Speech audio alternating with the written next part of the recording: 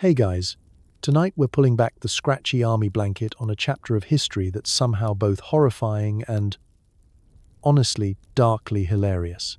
Because tonight, we're spending a long, loopy night with the World War II German army. The only military in history that went into nearly every single battle, not just with helmets and boots, but also with pockets stuffed full of pharmaceutical-grade methamphetamine. That's right. This is the true story of when Nazi soldiers were high on meth during, well, literally every battle. So if you've ever wondered what it's like to invade France at 4 a.m. on 72 hours of no sleep and 200 milligrams of German vitamins, congratulations, you're about to find out. Before we get going, take a second to like the video and subscribe, but only if you actually enjoy what I do here. Drop a comment telling me where you're listening from and what time it is for you. Now, dim those lights, switch on a fan for that gentle background static, and get comfortable. Maybe tuck yourself in extra tight, because tonight's sleep story is about marching, sweating, hallucinating, and then marching some more, all while powered by enough meth to stun a bison. Let's pause for a second. Have you ever wondered what it really felt like to be a German infantryman in 1940? Did you actually sleep, or just blink very slowly? How did anyone survive the world's worst group hangover after 6 days of marching across Belgium? What did breakfast look like when your entire unit was running on tank chocolate? Did anyone ever say, "Actually, I'd like some decaf"? Did your sergeant even know you hadn't slept since Tuesday? And how exactly do you storm a beach when half the squad is seeing dancing goats? Congratulations. You've just woken up in 1939, inside a drafty barracks, clutching a tin cup of something the quartermaster insists is coffee. And there's a little white pill on your bread. Someone's shouting, "Rouse! The war is starting, you have no idea what day it is, and you've never blinked less in your life." Good luck. You open your eyes after what might be 3 minutes of sleep or possibly a full day. The room smells like sweat, feet, and government-issued stimulants. Someone shoves a tiny white pill into your hand, Pervitin, the official breakfast of the Wehrmacht. Before you know it, your pulse is racing, your mind is clear, and you're ready to run a marathon, invade a country, or alphabetize every pebble on the parade ground. The morning doesn't so much begin as hit you in the face. There's no gentle alarm clock, no birdsong, not even the promise of a quiet cup of coffee. Instead, you're startled awake by boots stomping, orders barked at maximum volume, and the unmistakable sound of a barracks full of men doing synchronized panic. All around you, everyone is waking up in the exact same state, bleary-eyed, greasy-haired, and clutching their own tiny ticket to sleeplessness. If you've ever had to get up for a 6 a.m. flight after a night of bad sleep, multiply that by 1,000 and add the subtle pressure of being personally responsible for the fate of Western Europe. You squint down at the little white pill in your palm. It's Pervitin, though nobody here calls it methamphetamine, unless they're reading the tiny print on the government medical form.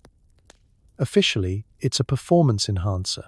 Unofficially, it's the reason everyone's been awake since Tuesday, and the cook is having full conversations with the mop. You toss it back like a vitamin, no water needed. The sergeant says it'll keep you alert and focused. You believe him because last week you watched Private Mueller memorize the entire field manual in 2 hours and recite it backward. The effect is quick, almost alarming. Your pulse kicks into gear, your vision sharpens, and a fog lifts from your brain that you didn't even realize was there. The grogginess of broken sleep evaporates, replaced by a sense of wide-eyed invincibility. It's like drinking a triple espresso made out of lightning and existential dread. Your limbs feel lighter, your thoughts are moving at double speed, and suddenly, the idea of marching 20 miles before breakfast sounds not just possible, but sensible.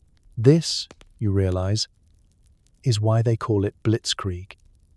You look around and see your comrades morphing from slumped zombies to jittery, motivated overachievers in the space of a few minutes. Helmets are donned with theatrical enthusiasm, boots are laced so tightly, circulation is a fond memory, and suddenly everyone is ready to conquer the world, or at least organize the storage closet. The sergeant paces the row, eyes wild and bright, shouting, "Rouse! Rouse!" in a tone that implies the world will end if anyone spends another 5 seconds inside. The air hums with anticipation and chemically induced optimism. You watch someone reorganize their kit for the third time in 5 minutes, methodically folding and refolding a pair of socks like it's a sacred ritual. Another soldier is staring so intensely at his rifle you're fairly certain he's attempting telekinesis. You can't help but compare this to modern life. Imagine if your entire office was powered by espresso shots and the very real threat of artillery. Monday meetings would get a lot more done, but nobody would remember any of it. You step outside, squinting into the grey dawn.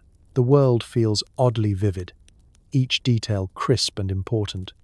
The crunch of gravel underfoot, the bite of cold air, the metallic tang of breakfast cooking somewhere in the next tent. Somewhere in the back of your mind, you know that all of this is artificial.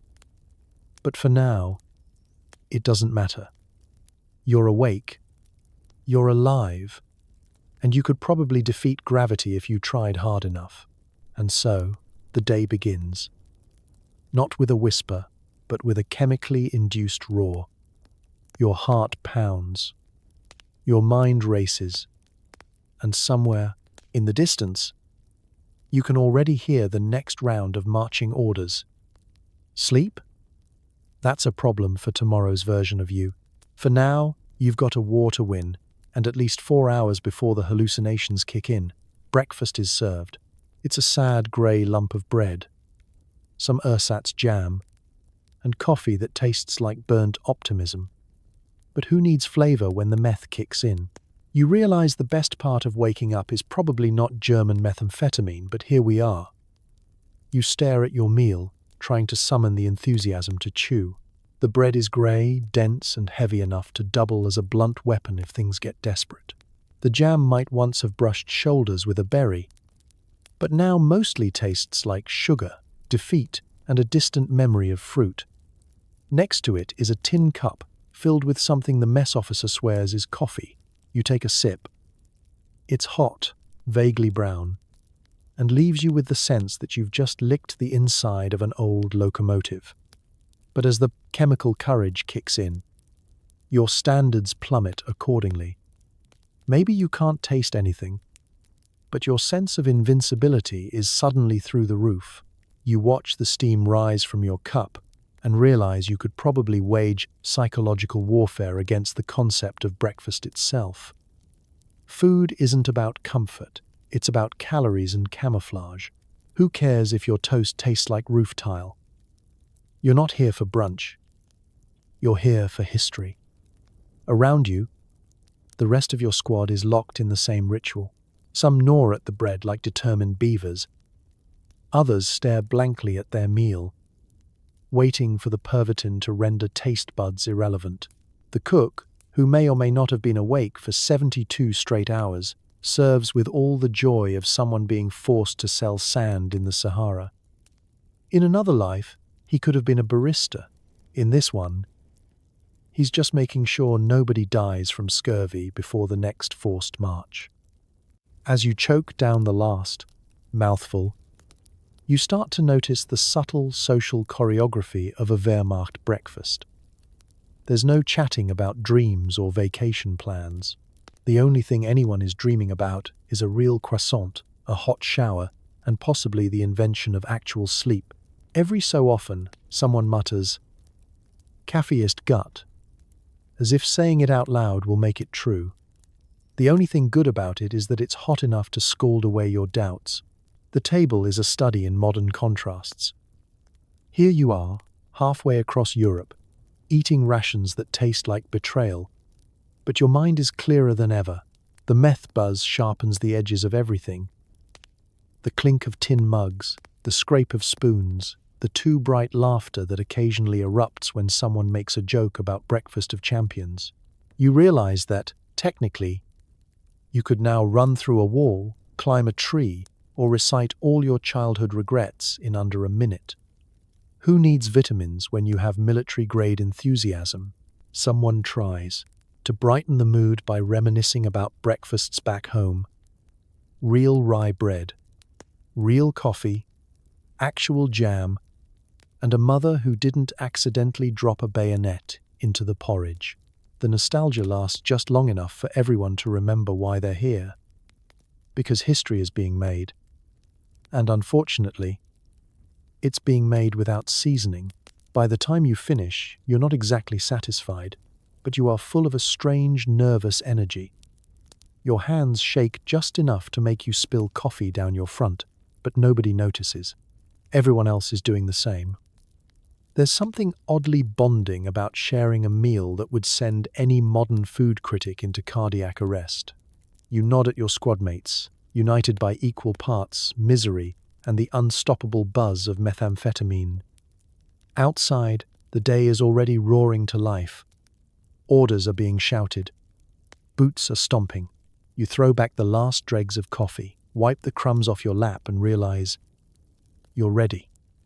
Ready for the next 20-mile march, the next round of drills, the next inexplicable burst of energy.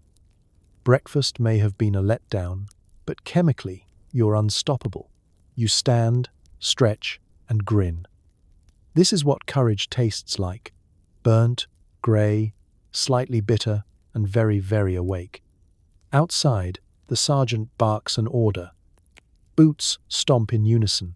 You're marching for hours, maybe days, through fields, villages, and a growing sense of unreality. Your legs feel strong, your brain feels sharp, and sleep is a distant, irrelevant memory. You start to wonder, is this what superheroes feel like? Or just what happens when you replace all your blood with caffeine and amphetamines? There's a rhythm to it. Left, right, over and over until the world blurs into a slideshow of muddy roads and confused cows. The scenery doesn't change much. A patchwork of muddy fields, tired villages, and the occasional local staring at you like you're a sleep-deprived parade that somehow wandered off course. You focus on the feel of your boots hitting the ground, the comforting slap of leather, the steady cadence of hundreds of feet pounding out history. One chemically enhanced step at a time, hours slip by. But time has stopped meaning anything. The Pervitin keeps your mind clear but slightly detached, like you're viewing the world through a smudged pane of glass. Your thoughts bounce from topic to topic. Childhood, philosophy, whether or not you could outrun a horse, the exact number of times you've stepped in something suspicious. Someone in your unit starts humming a tune, and pretty soon, everyone's singing off-key, but with the kind of enthusiasm only available to people who physically cannot feel tired. Marching on meth has its perks. For one, you don't get bored. The landscape might repeat itself, but your brain is running a mental marathon. You analyze the dirt, count fence posts, and plan imaginary blueprints for rebuilding Europe twice. Someone bets they can march backward for a mile, and, high as a kite, they almost make it before the sergeant notices and threatens to replace their Pervitin with turnips. Every so often, the column pauses for a water break. You stand there, slightly vibrating, watching a flock of birds in the sky and thinking you could probably fly if you tried hard enough. The older soldiers reminisce about the last war, which was apparently harder, slower, and entirely too sober. You smile politely, but you're pretty sure nothing in history has ever moved this fast. There's a reason they call it blitzkrieg. Who needs tanks when your entire army could, at any moment, outrun a moving train? You glance around and see that the unbreakable look is contagious. The officer at the front marches with his chest puffed out, eyes wild and bright, setting a pace that would make marathon runners blush. No one complains. Complaining is for people with functioning sleep cycles. The only thing anyone says is, faster, or occasionally. Does anyone else smell colors right now? The line between inspiration and mild psychosis gets blurrier with every kilometer. Marches aren't just about distance. They're about endurance. And right now, you have enough endurance to outlast several small nations.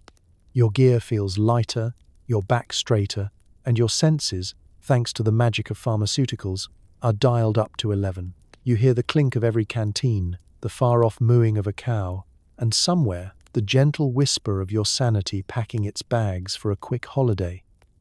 It's hard not to compare all this to modern life. Ever powered through a work deadline with 6 cups of coffee and a playlist called Focus Mode, Desperate Edition, that's basically every minute of your life now, except the stakes are slightly higher and the HR department is armed. You wonder how anyone did this in the old days. Marching on pure willpower and whatever the medieval equivalent of Red Bull was. Mead, probably, or fear of Vikings. By the time the sun is setting, you've traveled an impossible distance. Your body convinced you could keep going for another week. In the back of your mind, you know this can't last forever. The crash will come. But for now, you're unbreakable, unstoppable, and entirely too energetic for your own good. The sergeant calls another halt, and you realize you've forgotten what tired even feels like.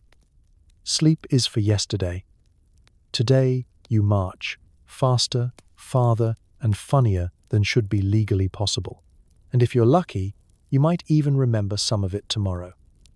Rations come in many forms, but your favorite is the chocolade, the infamous tank chocolate. Each bar is packed with enough meth to keep a panzer crew awake through a double feature, and then some. You eat it with the same reverence people today reserve for energy drinks, except there's no warning label, and the side effects are conquering Poland. This isn't your grandma's emergency Hershey bar. Tank chocolate is dense, gritty, and only sort of tastes like chocolate, but that's not why you love it. It's wrapped in drab, military-issue paper with lettering so severe it looks like it's shouting at you. But inside?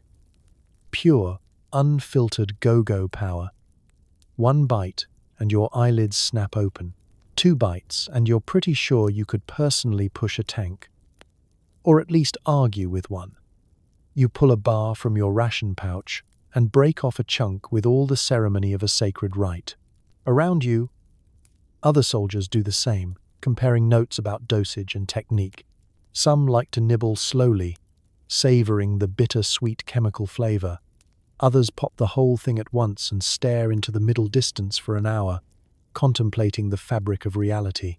It's an energy ritual, a military tradition, and a group therapy session all rolled into one. The sergeant walks by, chewing thoughtfully, his jaw moving like he's processing a family secret, and also every possible future at once. He hands out extra bars to the tank crew, who receive them like golden tickets. "Eat up," he says. "We're rolling through the night." You realize this is less snack time and more legally mandated performance enhancement. If you're lucky, you'll get a couple squares. If you're unlucky, you'll get the bar with the corner chewed off by the supply officer, who's now writing poetry at 4 a.m. The taste islets call it acquired. Somewhere between burned toast, old sugar, and the metallic tang of government funding. But nobody complains, because this is better than the alternative. Actual sleep, which at this point is a legend, a rumor, or possibly enemy propaganda. With enough tank chocolate, you could, in theory, rewrite the laws of physics or at least march to Moscow without noticing. There's a special kind of camaraderie that comes from sharing chocolate that doubles as a Class A controlled substance. Someone cracks a joke about vitamins, and everyone laughs a little too loud, a little too long. One of the tank crew, eyes wider than headlights, begins an animated discussion about how they're going to reassemble their vehicle blindfolded, just for fun. The rest of you nod along, fully convinced this is both possible and advisable. Modern pre-workout supplements have nothing on this. If anyone had bottled this energy, post-war Germany could have powered the electrical grid with jittery tank crews alone. You glance at the label, which lists ingredients with chilling efficiency: cocoa, sugar, emulsifiers, methamphetamine. That last bit is technically for alertness. But let's be honest, it's the military equivalent of duct taping a jet engine to your central nervous system. Side effects may include insomnia, excessive patriotism, and the sudden urge to critique your superior's marching technique. It's easy to compare all this to modern life. Imagine a world where your morning commute comes with a chocolate bar that also gives to you the mental stamina to reorganize your garage, learn Italian, and repaint your house before lunch. Energy drinks today promise focus and intensity, but they don't come with a warning about starting international incidents. As the chocolate kicks in, you feel the buzz in your fingertips. Your nerves hum. Every task becomes not just doable, but essential. Loading shells, cleaning tracks, polishing boots. Each one a tiny mission in a world suddenly stripped of boredom. It's hard not to wonder if the whole army could just keep going forever, powered by the combined willpower of cocoa and chemistry. Eventually, the wrapper is empty, your mouth is dry, and you're buzzing with the certainty that sleep is for cowards and victory is for the heavily caffeinated. You toss the empty wrapper into your kit, grin at your fellow soldiers, and march off to war, invincible, unflappable, and, thanks to tank chocolate, absolutely unstoppable, until the crash comes. But that's a problem for later. You grab a pencil and scribble a letter home. How do you explain to your mother that you haven't blinked in 48 hours? You feel amazing, and your handwriting now looks like a spider on a sugar high. You settle for "I am healthy and in good spirits," which is technically true if you don't count the night terrors. There's a ritual to it. You hunch over a battered table, tongue poking out, pencil gripped with the intensity of someone writing the world's most important grocery list. The barracks around you is filled with the scratch of graphite and the faint scent of burning nervous energy. Across the room, other soldiers are doing the same, writing home to parents, wives, sweethearts, or the occasional dog nobody judges. It's a moment of peace in a world powered by chaos and amphetamines. Your letter begins with the classics. "Dear Mother, I hope this note finds you well." You try to sound calm, mature, and absolutely not like you're halfway to becoming a one-man jazz band. You write that you're eating well, technically true if you consider tank chocolate a food group, sleeping fine, define sleeping, and getting plenty of fresh air and exercise. In reality, the air smells like engine grease and unwashed feet, and you haven't slept since Hitler invaded Poland. But you decide not to mention that. There's a certain artistry to glossing over the details. How do you explain the breakfast coffee that could strip paint? Or the squad mate who's reorganized his backpack 12 times in an hour? How do you admit that you're so jittery you accidentally brushed your teeth with shoe polish? "The men are in good spirits," you write, which, judging by the manic laughter echoing from the latrine, is at least half true. You pause, considering whether to mention the new vitamins everyone's been issued. The army calls them Pervitin, but the squad has nicknamed them Superman pills or sleep replacement. You're not sure what's in them, but they work very well, sometimes too well. You'd like to explain to your mother that you're currently so alert you could probably see through walls, but you stick with "the medical staff is keeping us healthy." The next challenge: handwriting. It's not easy to write a tender message when your hands are shaking like you've been dared to hold an electric eel. Your cursive wobbles and swoops, looping across the page like a nervous squirrel. You hope your mother doesn't interpret this as a sign that you're losing your mind. You try for a joke. My penmanship has become very modern, like the new fast trains. It's a bit of a stretch, but maybe she'll laugh. You add little snippets of normality. The countryside is beautiful, from what you remember, when your vision isn't twitching, and we've been eating well, if you count mystery stew and hard bread.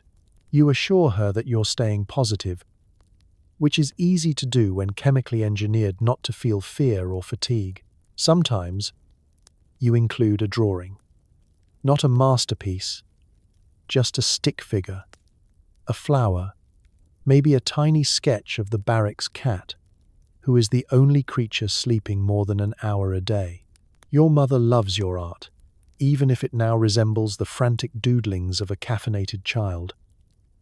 You sign off, your loving son, and maybe add a postscript. Don't worry about me. I am invincible. Because that's the thing about these letters. They're not really for reporting the truth. They're for reassuring the people back home, for protecting them from the odd, wide-awake reality of war. You tuck the letter into an envelope, hand it to the mail corporal, and watch as it joins a stack of equally optimistic lies. Back at your bunk, you wonder how much of what you wrote is actually true.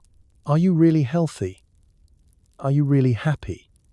Is anyone, after 3 weeks without proper sleep?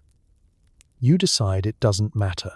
The important thing is that, for a few minutes, you remembered who you were before, the marching and the meth. You hope that, back home, your mother reads your words, smiles, and believes you're safe. That's the whole point of the ritual, sending a little piece of normality from a world that's anything but. And so you drift back into the chaos, wide-eyed and unblinking, ready for whatever the day and the next round of vitamins will bring. As dusk falls, the squad is wide-eyed and jittery. The sergeant announces, "No sleep tonight. No problem. Nobody could sleep if they tried." You're so awake you can hear the worms moving in the dirt. At this point, insomnia is less of a problem and more of a lifestyle. The air is cold, and the sky is stretched with that muddy, cloud-stained darkness unique to the European countryside during wartime. You should feel tired, bone-tired, soul-tired, ready to collapse into the nearest ditch and sleep for a week. But thanks to your daily ration of pharmaceutical enthusiasm, your body has completely redefined the concept of bedtime. Rest is for other people, people with jobs that don't involve bayonets and boots, and a supply of amphetamines that would make a jazz drummer nervous. There's an odd electricity in the air as you take up your position on the edge of camp. The world is eerily silent except for the sound of men not sleeping. Restless feet scraping the ground, nervous hands fiddling with equipment, the constant shuffling of cards and muttered curses from a game nobody seems to understand. Every now and then, someone cracks a joke, laughs too loud, then lapses back into a wide-eyed stare, eyes glinting in the moonlight like nocturnal raccoons on Red Bull. Your senses are dialed to 11. Every snap of a twig sounds like a rifle shot. Every gust of wind is a potential enemy sneaking through the grass. The darkness is full of threats and imagined movement. But you don't feel afraid, just hyper-alert, as if you could identify every mosquito in a 100-meter radius by the sound of its wings. You look at your hands, marveling at how steady they are, and yet how impossibly fast your thoughts are racing. You could write a novel, invent the metric system, or plan an entire invasion, maybe all at once, if someone handed you a pencil.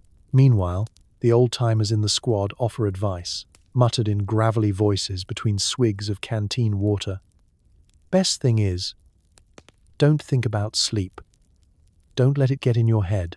You nod, pretending this is a choice.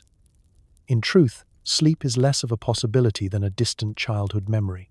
Someone else tries reading a battered book by flashlight, but they keep losing their place, eyes darting from page to darkness and back again. Out in the shadows, the perimeter guards do their rounds. You trade tired nods with them, a silent brotherhood of the sleepless. No one asks how anyone is holding up, because the answer is obvious. You're still awake, and that's all that matters. You wonder how your civilian self would have handled this, maybe with 3 cups of bad office coffee and some vague complaints about emails after 6 p.m. Out here, sleep is something you laugh about, a punchline in a joke nobody wants to finish. As the hours crawl by, you become intimately familiar with the small details of your environment. You count the knots in the wood of your rifle. You notice the dampness creeping up through your boots. You keep a running list of every sound: distant artillery, a fox rustling in the brush, the unmistakable crunch of someone eating the world's loudest cracker. There's comfort in routine, in the shared misery of men who all pretend they're just fine. Somewhere near midnight, the cook tries to hand out more coffee, a gesture of goodwill that's about as useful as sunglasses at night. You accept it anyway, sipping the muddy brew just to have something to do with your hands. The taste is irrelevant. You're already awake enough to memorize the lyrics to every marching song ever written. By the time dawn hints on the horizon, your body aches for rest, but your mind is still running laps. The promise of sleep has been postponed again, replaced by the grim pride of having survived another night without blinking. You look around at your squad, each man blinking owlishly in the pale morning light, faces hollow but grinning. Sleep, it turns out, really is for civilians. Out here, you're too busy being invincible, too awake to miss what you can't have, and too stubborn to ever admit you're tired. And so, the night watch ends, and the next impossible day begins. The attack begins at dawn. Your entire division is moving at the speed of a Red Bull commercial. Tanks race, boots pound, and the air smells like gunpowder, diesel, and an aggressive pharmaceutical convention. The French army was prepared for many things. They were not prepared for this. From the moment the sun peaks over the horizon, it's clear this isn't going to be a normal military operation. There's no creeping, cautious build-up. No anxious waiting for orders while smoking hand-rolled cigarettes in a muddy trench.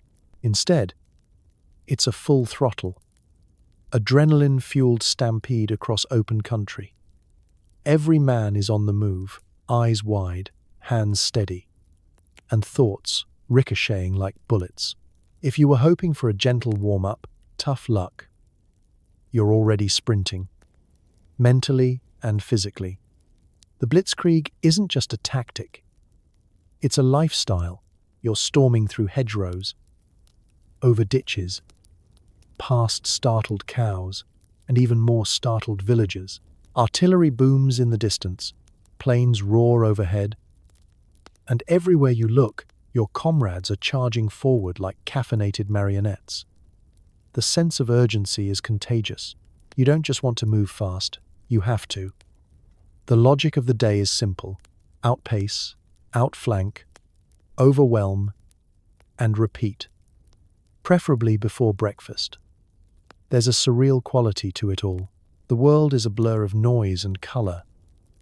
Blue sky smeared with smoke. The green fields churned to brown by tank treads. The yellow flash of explosions lighting up the dawn. You'd think you'd be terrified, but you're too wired to feel anything but focused. The methamphetamine buzzing in your system ensures you're not just alert, you're laser-guided. Every sense is heightened, every instinct honed.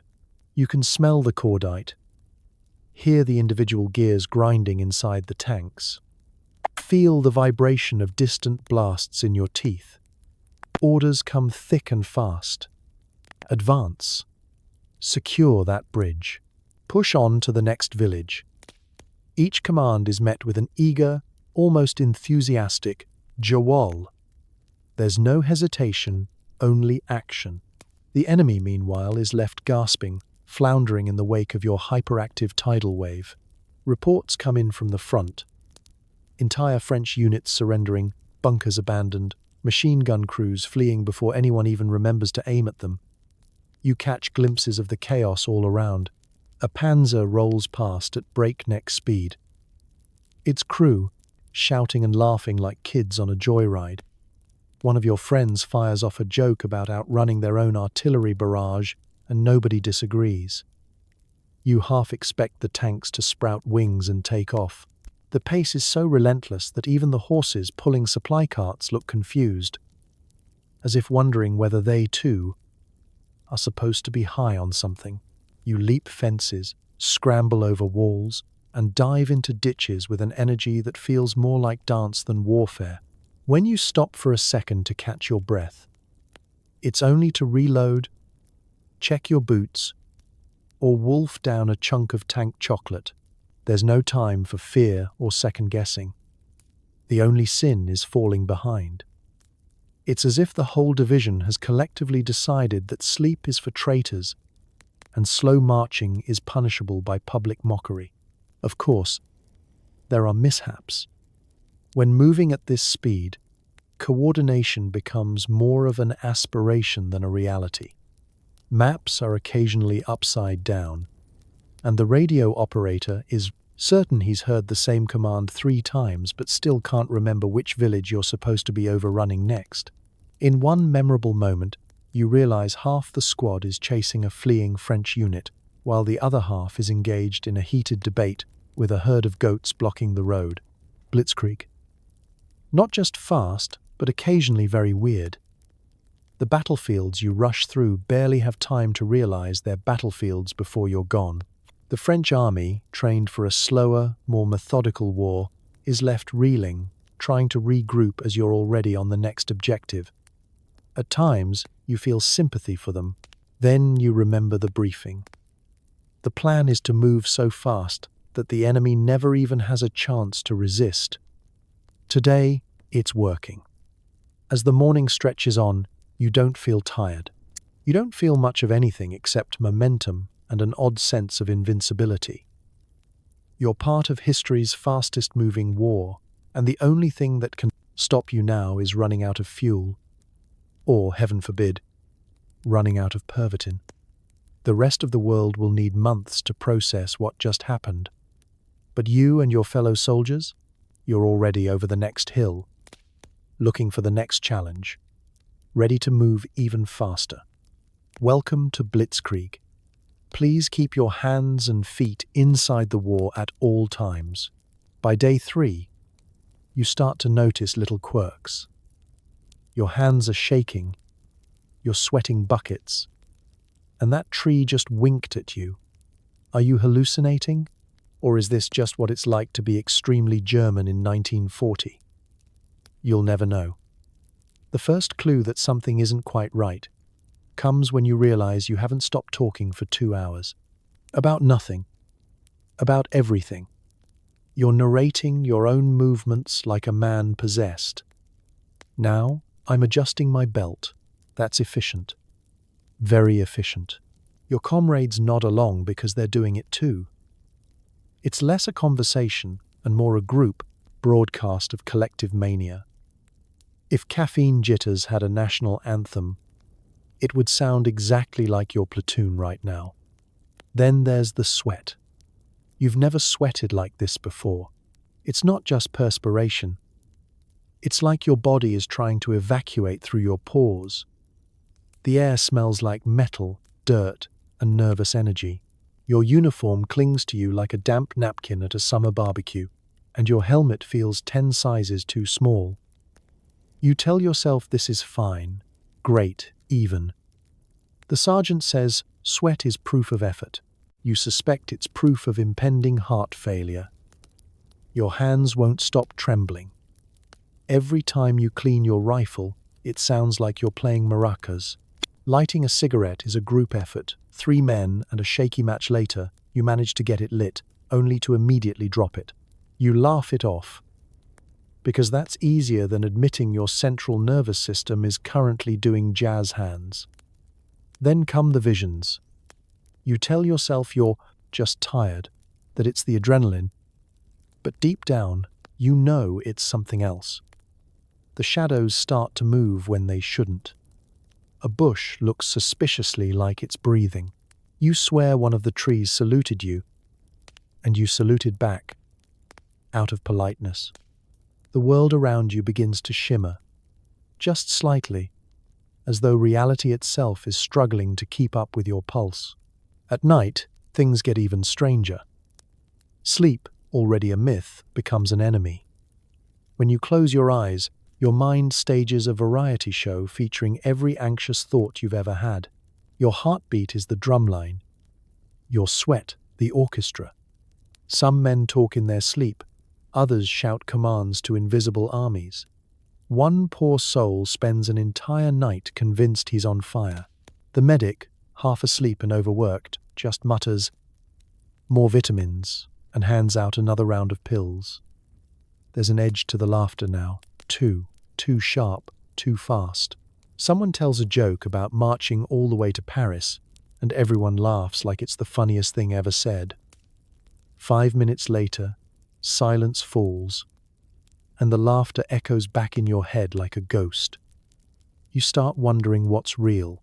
Then you wonder why you care. Then you decide to organize your backpack by emotional significance. Your vision narrows. Every sound is too loud, every smell too strong. You can hear your pulse in your teeth. It's like being trapped inside your own skull with a marching band that doesn't know when to quit. Even the color of the sky feels personal.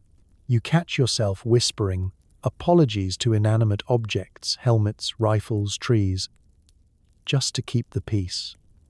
And yet, somehow, you keep functioning. That's the cruel part. For all the madness, the army still moves. You still march, aim, shoot, reload, and salute. You're half machine, half hallucination, powered entirely by chemistry and sheer national determination. The human body was not designed for this, but apparently, with enough pharmaceutical encouragement, it can be convinced. By the end of the third day, you're both unstoppable and unraveling. You can't stop shaking, you can't stop sweating, and you're not entirely sure if that last conversation you had with your sergeant actually happened. But you don't slow down. You can't. Not yet. The war isn't waiting for you. And neither are the ghosts dancing just beyond your peripheral vision. The officers are even worse. Fueled by meth and adrenaline, they're drawing up invasion plans at 3 a.m, convinced every idea is a stroke of genius. Someone suggests marching all the way to Paris before breakfast. No one disagrees. The war room isn't so much a room as it is a fever dream. Cigarette smoke hangs thick in the air. Coffee sloshes in chipped mugs. And everywhere you look, officers are hunched over maps, muttering and stabbing at France with very sharp pencils. Their uniforms are rumpled, their eyes are wide, and not a single one looks like he's slept in days.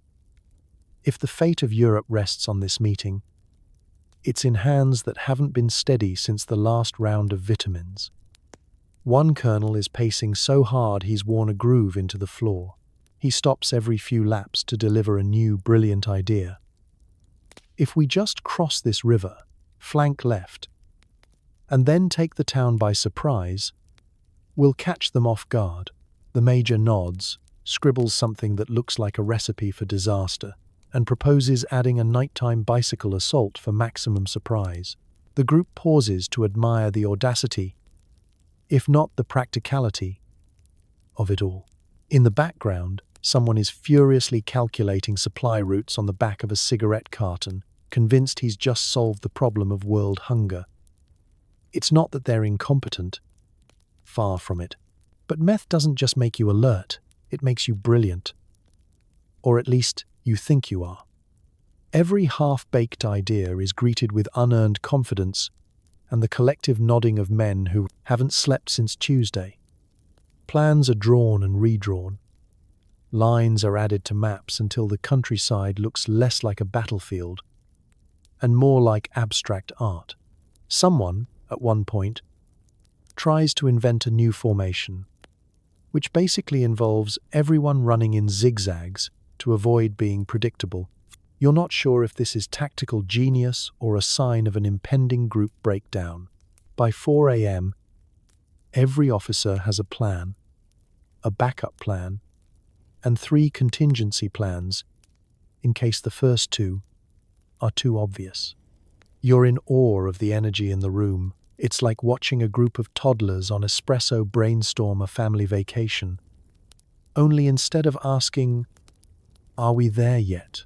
every 5 minutes, they're mapping out blitzes, feints, and supply chains that may or may not exist. And yet, for all the chaos, it works. Or at least, it looks like it does. Orders fly down the chain of command with alarming speed. Battalion leaders are summoned to quick meetings, where they're handed plans with clear, the kind of confidence usually reserved for weather forecasters and lottery winners. You get the sense that if someone proposed launching a surprise attack using nothing but synchronized whistling, the general would at least consider it. In the rare moments of silence, the room feels tense. Nervous laughter, shuffling papers, and the quiet hum of brains that refuse to switch off. Someone tries to recall what the original plan was, but by now, it's been edited, amended, and doodled over so many times that even the headquarters cat is confused. One captain, in a fit of inspiration, suggests sending decoy messages to the French written entirely in bad poetry. The suggestion is met with genuine discussion. It's 3 in the morning, and at this point, nothing sounds impossible. You compare this to modern office meetings. Imagine your boss and co-workers fueled by monster energy and an existential crisis, creating flowcharts, pivot tables, and company values at warp speed. Nobody questions the strategy because nobody can slow down long enough to doubt. Criticism feels almost criminal. The only thing worse than a bad idea is a slow one. By sunrise, the officers emerge, victorious in their battle with both sleep and strategic restraint. The new plan is distributed, troops are roused, again, and you're back on your feet, ready to carry out a strategy that was born in the fertile soil of insomnia and pharmaceutical optimism. You march out, trusting that somewhere, in the fog of war and the glow of stimulants, your leaders have stumbled onto something brilliant, or at least something fast. And in blitzkrieg, sometimes that's all that matters. When you run out of pills, morale plummets. The quartermaster's arrival with another crate of Pervitin is greeted with the kind of joy usually reserved for ice cream trucks in July. Forget mail from home, real men want amphetamines. You might think that in the chaos of World War II, soldiers would be desperate for news from loved ones, a pair of warm socks, or maybe just edible rations. But in your division, nothing brings hope like the dull thunk of a wooden crate stamped pharmaceuticals. A murmur sweeps through the ranks. Could it be? More vitamins for the war machine? Faces brighten, backs straighten, and for a moment, everyone is united in the glorious anticipation of legal stimulants. The quartermaster himself is a minor celebrity, half pharmacist, half Santa Claus, and always slightly twitchy. He guards his stash with the paranoia of a raccoon who's found a bin full of rotisserie chickens. When supplies are running low, you'll find squads lurking around the supply tent, offering everything from cigarettes to cigarettes with a different brand label just for a peek inside. It's not bribery, it's survival. Because out here, running out of Pervitin is the closest you'll get to a company-wide existential crisis. The distribution ritual is oddly formal. Soldiers line up in anxious silence, boots shuffling, eyes wide and hopeful. The quartermaster hands out the tiny white tablets with the solemnity of a priest, sometimes muttering, "Don't take more than 2, which everyone promptly ignores. Each man palms his daily dose, a hush falling over the squad as if you're all holding lottery tickets, and the jackpot is simply being able to stay awake another day. The mood shift is immediate. Minutes earlier, everyone looked like extras from a medieval plague painting, slumped, groaning, ready to mutiny over soggy bread. Now, with pills in hand, spirits soar, conversation bubbles up. Jokes get louder, plans get bolder, and someone suggests organizing a foot race to see who's most chemically enhanced. The winner, as always, is everyone and no one. Since you're all now capable of sprinting to the English Channel and back before lunch. Of course, the dark side of supply chain magic is what happens when the truck doesn't arrive. Suddenly, everyone's a philosopher. What is fatigue, really? Does sleep actually matter? If we all close our eyes for 10 seconds at the same time, does it count as a nap? Desperation breeds innovation. Some guys try chewing coffee grounds. Others attempt push-up contests to jump-start the brain. The sergeant catches a man meditating in his foxhole, eyes wide open, repeating the word alert like a personal mantra. It's less yoga and more existential dread. You start to understand the real meaning of dependence, not just on supply lines or logistics, but on that little chemical edge that makes everything possible. The food, the marching, the constant alertness. It's all held together by a steady drip of pharmaceutical encouragement. When the pills run out, so does the collective will to march, plan, or even pretend you care about the war effort. Mail from home is nice, but Pervitin is essential. It's the only thing keeping you from collapsing in the mud and sleeping for a week, which would be frowned upon by both your superiors and your now entirely imaginary sense of duty. There's a grim humor to it. Someone jokes that the real battle isn't with the Allies, it's with the next delivery schedule. Another guy draws a pin-up of a Pervitin pill on his helmet, claiming it brings good luck. The quartermaster starts wearing a whistle around his neck, announcing new shipments like a town crier. Attention! Fresh delivery! Get your marching powder! The line forms before he finishes, 100 men suddenly more motivated than they've been in days. In the end, it's not glory, patriotism, or even fear of discipline that keeps the army moving. It's logistics, chemistry, and the unwavering hope that tomorrow the crate will come again. And when it does, you'll cheer, not for victory, but for the sweet, sweet promise of another sleepless, unstoppable day. You're told to rest, but your brain forgot how. You lie on your back, staring at the ceiling, pondering whether you could win an arm wrestling contest against God. Sleep is for people who aren't busy winning wars with their thoughts alone. The sergeant calls for a rest period, and the squad obediently collapses onto the cold earth or the nearest rickety bunk.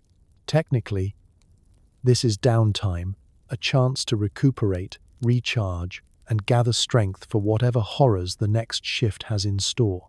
But as you stretch out and close your eyes, you realize your internal engine is still running at 10,000 RPM. Instead of drifting off, you find yourself replaying every marching song you've ever heard in reverse, while mentally rewriting your childhood. Around you, the barracks are a chorus of sighs, rustling uniforms, and the click-clack of nervous fidgeting. Some men are pacing, unable to even sit still, their legs moving like wind-up toys in need of an off-switch. Others are propped up on their elbows, staring into the void with the haunted look of philosophers who've stared too long into the abyss. And the abyss started humming marching tunes. You try breathing exercises. In for 4, out for 6. Except somewhere around breath 3 you remember a joke you wanted to tell your squad. So you sit up and share it. The joke doesn't land, but the act of talking feels like progress. Someone else suggests counting sheep. The problem is, every time you picture a sheep, it turns into a French tank.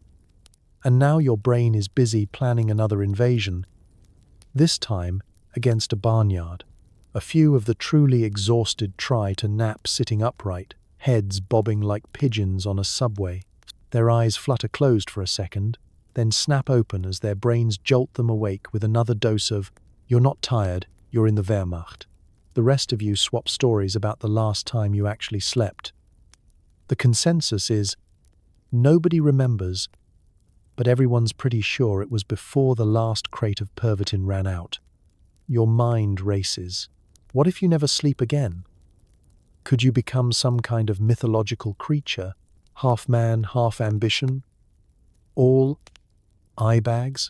You consider your new superhero origin story. Awake man, able to recite the entire German supply code from memory, but unable to remember where he left his own socks. You mentally list every item in your pack, twice, just to check if they've multiplied in the night. Outside, you hear distant thunder. Or maybe it's artillery. Or maybe it's the sound of your own pulse echoing between your ears. You try to relax, to let go, to let your mind drift. But your thoughts are tied to the ground like tent stakes in a hurricane. If you close your eyes, you see colors.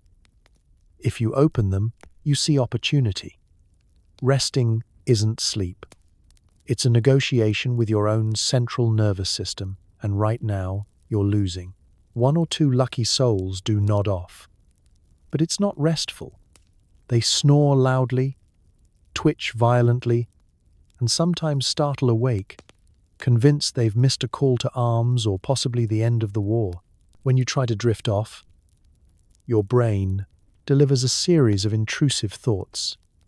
Did I load my rifle? Did I remember to button my jacket?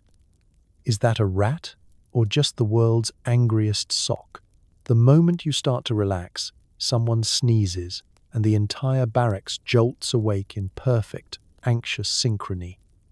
Eventually, the break is over and the sergeant yells for everyone to get up. You rise, just as tired as before, except now you have the added bonus of a sore back and a head full of half-remembered dreams. But you're awake. Of course you're awake. You've been awake for 3 days, maybe more. Who's counting? Out here, real sleep is for civilians. For now, you settle for napping with your eyes open, because in the Wehrmacht, even your downtime is just another exercise in not blinking. The battle's over. Now comes the fun part. Nobody can sleep. Everyone's irritable. And someone is definitely crying in the latrine. You start to suspect that victory just means the shakes with a side of regret.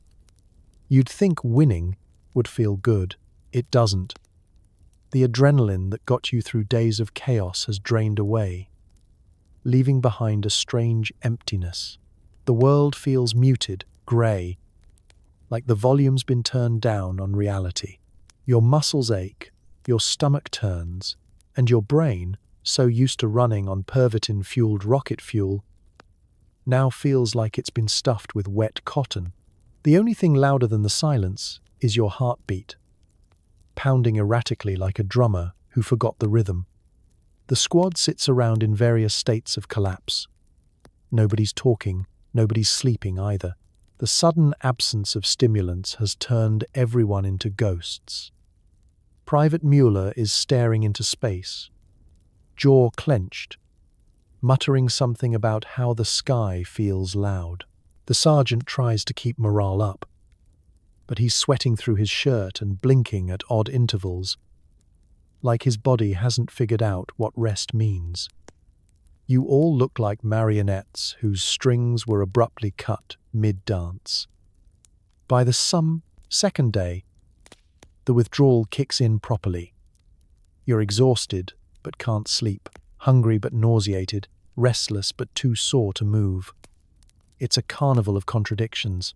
You lie down, close your eyes, and immediately start reliving the battle in jagged bursts. Gunfire, shouting, the strange conviction that you could see colors that didn't exist. Then you jolt awake, gasping, because your brain refuses to let you shut down for even a minute.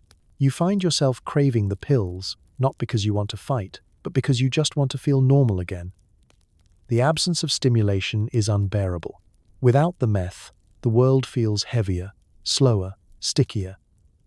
Every task becomes monumental. Just tying your boots feels like a heroic act of endurance.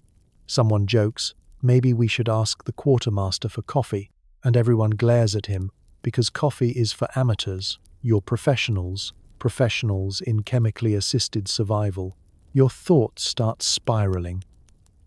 You think about home, about what your mother would say if she saw you now, pale, shaking, teeth grinding in rhythm with your heartbeat. You wonder if this is what getting old feels like. Then you remember you're 23.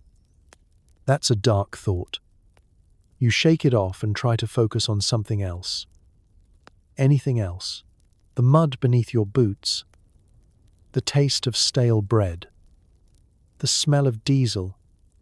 You'd even welcome another battle at this point. At least that gave you something to do besides tremble. The officers, of course, are no better. They wander around camp, mumbling to themselves, trying to write reports that read like conspiracy theories. Morale high, one writes, while his hand shakes so hard the ink splatters across the page. When the medic passes through, he offers vitamin supplements, but everyone knows what that means. You eye the small white pills in his bag like they're holy relics. Nobody says it out loud, but you're all thinking the same thing. Just one more. Just one more to get through the night. But the supply's gone, and the orders are clear. No more distribution until further notice. Cold turkey. You tell yourself you'll adapt. The human body's resilient, right? Then you spend the next hour arguing with your own reflection in your canteen lid about whether or not time is real. By day 4, you start laughing at nothing. The world's a blur, your hands won't stop shaking, and your mind drifts between exhaustion and clarity so sharp it hurts. Every sound, every movement feels magnified. When someone drops a fork, half the camp flinches like it's artillery. You try to sleep again, but your body refuses. You're not tired. You're beyond tired. You're what happens when tiredness becomes a state of existence. So you sit there, staring at the horizon, waiting for the next order, the next battle, the next shipment, anything to make you feel alive again. The war keeps moving, but you're stuck in slow motion.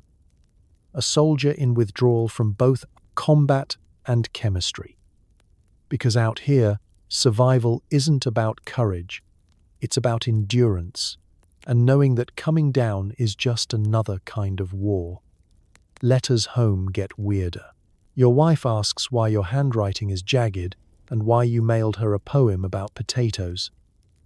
You blame the excitement of battle and not the fact that you could currently see through time. Communication with the home front is now an exercise in creative storytelling and selective omission. You want to reassure everyone that you're still the same husband, son, or father who left home months ago. But how do you explain that your mind is moving at 100 kilometers an hour while your body is moving through mud? That, thanks to government-issued vitamins, you haven't truly slept since autumn and are now personally acquainted with every knot in your boots. You settle for writing. Things are busy but good, and hope she doesn't read too much into the frantic slant of your script. Kids send letters too, or, more accurately, the youngest ones draw.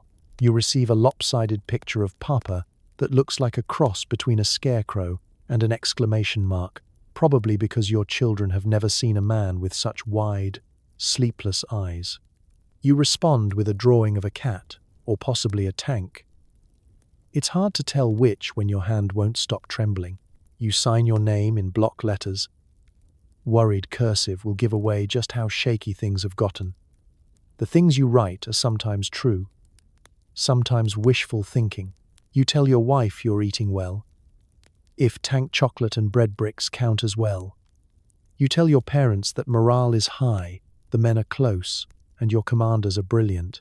You omit the part about everyone being one bad night away from a group existential crisis. You say that everyone is full of energy, technically true, though not for any reason that would make it into the church bulletin. On the home front, life continues as always. Rationing, shortages, the endless worry about who will be next to receive bad news. Your wife writes about school plays, the neighbor's missing chicken, and the local gossip. You read these stories and find yourself weirdly invested in the fate of that chicken.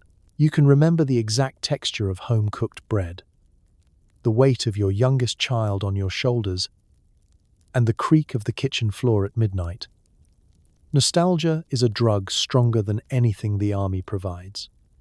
But the disconnect is real. Sometimes you accidentally let the truth slip through. We're all moving very fast these days, you write. Which sounds poetic until your wife reads between the lines and asks if you're getting enough rest. She comments on your handwriting, how it's gotten more erratic, as if you're writing during an earthquake. Maybe try to sleep more, she suggests. As if sleep is something you can just pencil in on your calendar between bayonet drills and blitzkrieg.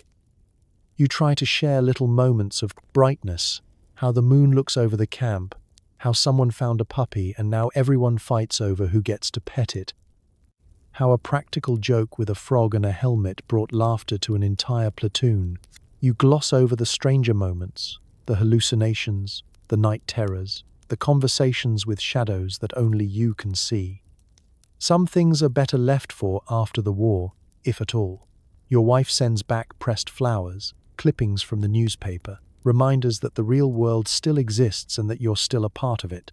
You tuck these treasures into your uniform pocket, reminders of a life lived at a slower pace, one that isn't powered by Pervitin and the constant threat of artillery. You end each letter the same way. Don't worry about me, I'm fine. And maybe you almost believe it. Maybe for a moment, the act of writing pulls you back to yourself, back to the man you were before the marching and the madness. But as you seal the envelope, you realize you've signed it twice and included a short treatise on the importance of breakfast potatoes. You smile, because if you don't, you might just cry too. Out here, the war is everywhere, even in the mail. And sometimes the bravest thing you can do is keep pretending that everything at home and inside your own head is perfectly normal. The company doctor checks your pulse and asks if you're feeling anxious, paranoid, or like the walls are breathing. You respond, all of the above, and he writes a note for more pills. Medical care on the front lines is a strange, slapstick mixture of the practical and the surreal. The company medic, who last month was probably a dentist or possibly just the best chess player in his village, now wears a battered armband and an expression that can only be described as politely overwhelmed. He's seen it all. Broken bones, shrapnel wounds, foot rot, and the kind of existential crises that would give Freud a migraine. But nothing could quite prepare him for an entire company of soldiers who haven't blinked in 3 days and are developing suspiciously philosophical relationships with the camp furniture. Every morning starts with the same sick parade. You line up, attempting to look healthier than you feel. Some men claim they're fine. Others are honest. Doc, I'm pretty sure my heart is trying to escape through my throat. The medic listens, squints into your pupils, checks your pulse, and then produces a small bottle filled with more vitamin supplements. Diagnosis: fatigue, combat stress, possible existential dread. Prescription: take 2 and don't ask questions. You know you should be grateful. After all, these miracle pills are the only thing keeping your squad from turning into a field full of napping scarecrows. But somewhere between your 3rd and 4th dose of the day, you start to wonder, is this actually medicine, or is the doctor just part of an elaborate experiment? You're never quite sure. The lines between symptom and solution, illness and innovation are now so blurred you could use them as camouflage. The effects are immediate. You're back on your feet, hands shaking, heart thumping, eyes scanning the horizon for threats both real and imaginary. The doc assures you this is normal, or at least expected. What isn't expected? You and half your platoon can now hear colors and taste memories. You ask the doctor if this is a problem. He asks if it's interfering with your marching. No, but I haven't slept in a week. He smiles and writes a note for another dose. Every so often, someone in the company tries to go cold turkey, just for a day. The results are not inspiring. Men collapse mid-step, curl up in their bunks, or stare out at nothing, haunted by the distant memory of sleep. The medic shakes his head, hands over another handful of pills, and mutters something about the cost of progress. You decide to keep your complaints to yourself. Rumors swirl around camp about new treatments back in Berlin, vitamin injections, oxygen tents, possibly a doctor who prescribes actual naps. But here on the front, nobody has time for rest. If your hands stop trembling, it just means you're due for another checkup. The doc's toolkit is an odd collection. Pills, bandages, an ancient stethoscope, and the unshakable belief that morale is just a chemical equation. You begin to notice the medic's own hands are trembling now. He's as wired as the rest of you.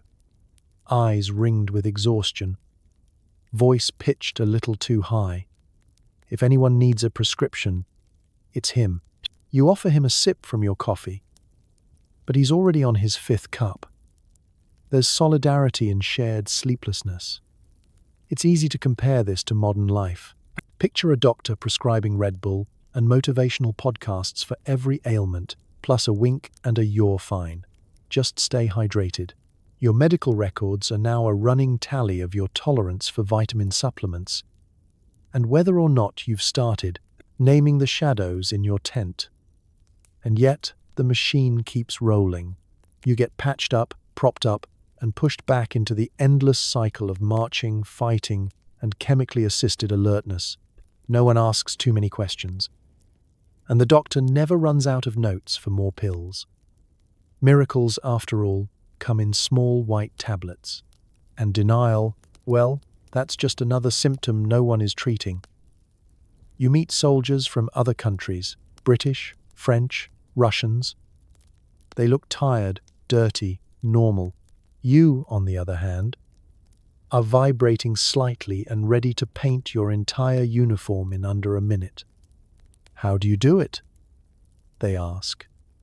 You smile, but your teeth are grinding. The first thing you notice about the Allied troops is how slow they seem. They move like normal people, steady, deliberate, even careful. It's unnerving. Their eyes blink at reasonable intervals. They chew their food. They take breaks. Meanwhile, your entire unit is operating at double speed, a blur of motion and manic efficiency. To them, you look like a film being played at 1.5 times speed with bad subtitles. When you meet a British patrol, they're polite but puzzled. One of them offers you tea. You decline, not because you dislike tea, but because standing still long enough to drink it feels physically impossible.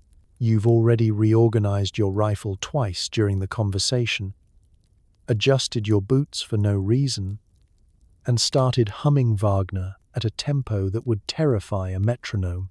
The British sergeant watches you bounce slightly on your heels and says, "You lot are enthusiastic." You nod, jaw clenched, heart racing, unsure if that's a compliment or an intervention. The French soldiers are a different kind of confused. They smoke, shrug, and assume your energy is a form of national arrogance. "Always in such a hurry," one says, exhaling a cloud of cigarette smoke that smells like quiet rebellion. You want to explain that you're not proud, you're chemically compelled. But how? Do you tell someone you haven't blinked since Belgium? Instead, you just salute, smile a little too wide, and continue reorganizing your backpack for the 4th time that morning. Then there are the Russians. You encounter them later in the war, and they look unkillable. Not fast, not frantic, just forged from something harder than logic. They move slowly, methodically, as if they've already accepted that time is meaningless. You, in contrast, are twitching like a live wire. You Germans, one Russian soldier mutters through a translator.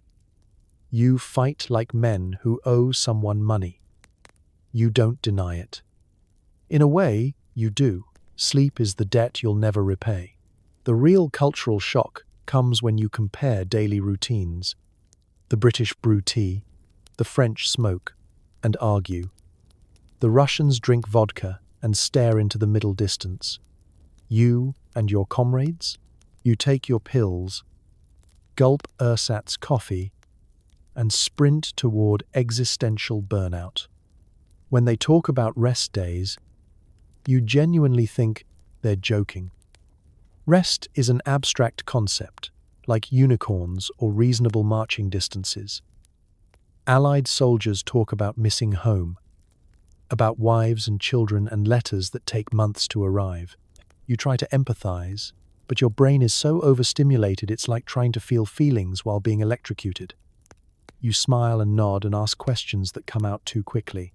Someone mentions missing his mother's cooking, and you almost blurt out, "I miss my pulse not being visible through my uniform," but you stop yourself.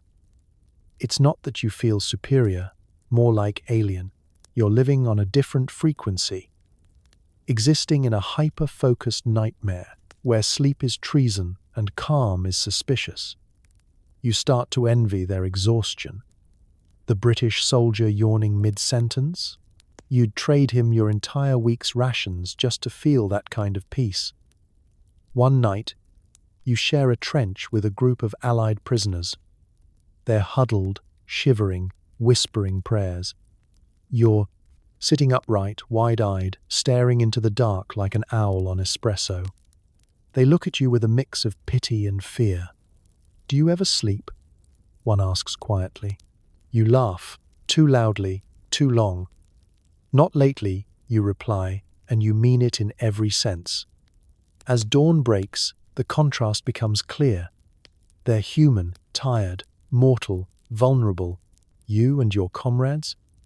You're something else entirely. Wired, relentless. Machines in human form, grinding forward through history on the fumes of chemistry and obsession. And deep down, you know the truth. Wars end, but whatever's keeping you awake might not. Occasionally, your unit does something spectacularly stupid, like launching an assault on a hill that turns out to be a cow pasture. Meth, making confidence exceed competence since 1939. It starts small, with decisions that sound brilliant in the echo chamber of a hyper-stimulated brain. Someone in command points at a map and says, "We'll attack here, immediately." Everyone nods, fueled by chemical certainty. And in less than 5 minutes, an entire platoon is marching double time toward what intelligence reports have generously labeled as high ground. Turns out, it's just a hill topped with some mildly offended livestock. The cows scatter, the squad shouts, and for a few surreal moments, history's most notorious army is locked in a staring contest with a herd of dairy animals. You regroup, trying to look dignified. But it's not easy when the cows look more composed than your lieutenant. Tactical withdrawal, someone mutters. And you all march off, boots squelching in manure, ready to bravely attack the next innocent patch of grass. Meth-fueled overconfidence is not limited to geography. Logistics become an adventure. Someone misreads an order and decides the squad needs to dig in for the night, on the wrong side of a river. By sunrise, you've built the best defensive position in the region, only to discover you're defending against your own side. The supply convoy rolls past, honks, and hands you a map. The sergeant's face does an impression of a thunderstorm. You salute anyway. Radio communication is a special kind of chaos. The operators, already jittery from their daily vitamins, mishear commands, mixing up towns with similar names. "Move to Street Avold," shouts the captain. 30 minutes later, half your unit is in St. Arnoul, the other half in a potato field, and everyone is convinced the French are hiding in the cabbages. Someone suggests splitting the difference and marching in a circle until you find something to attack. The lieutenant considers this, seriously, for several seconds. Weapon maintenance is another casualty. You watch in awe as a corporal tries to clean his rifle with a piece of bread. "It's absorbent," he explains. "And besides, I'm multitasking. The resulting jam requires the intervention of 3 other soldiers, a length of wire, and some creative swearing in 5 different dialects. Nobody gets in trouble, after all. You're all running on the same logic, which is to say, none at all.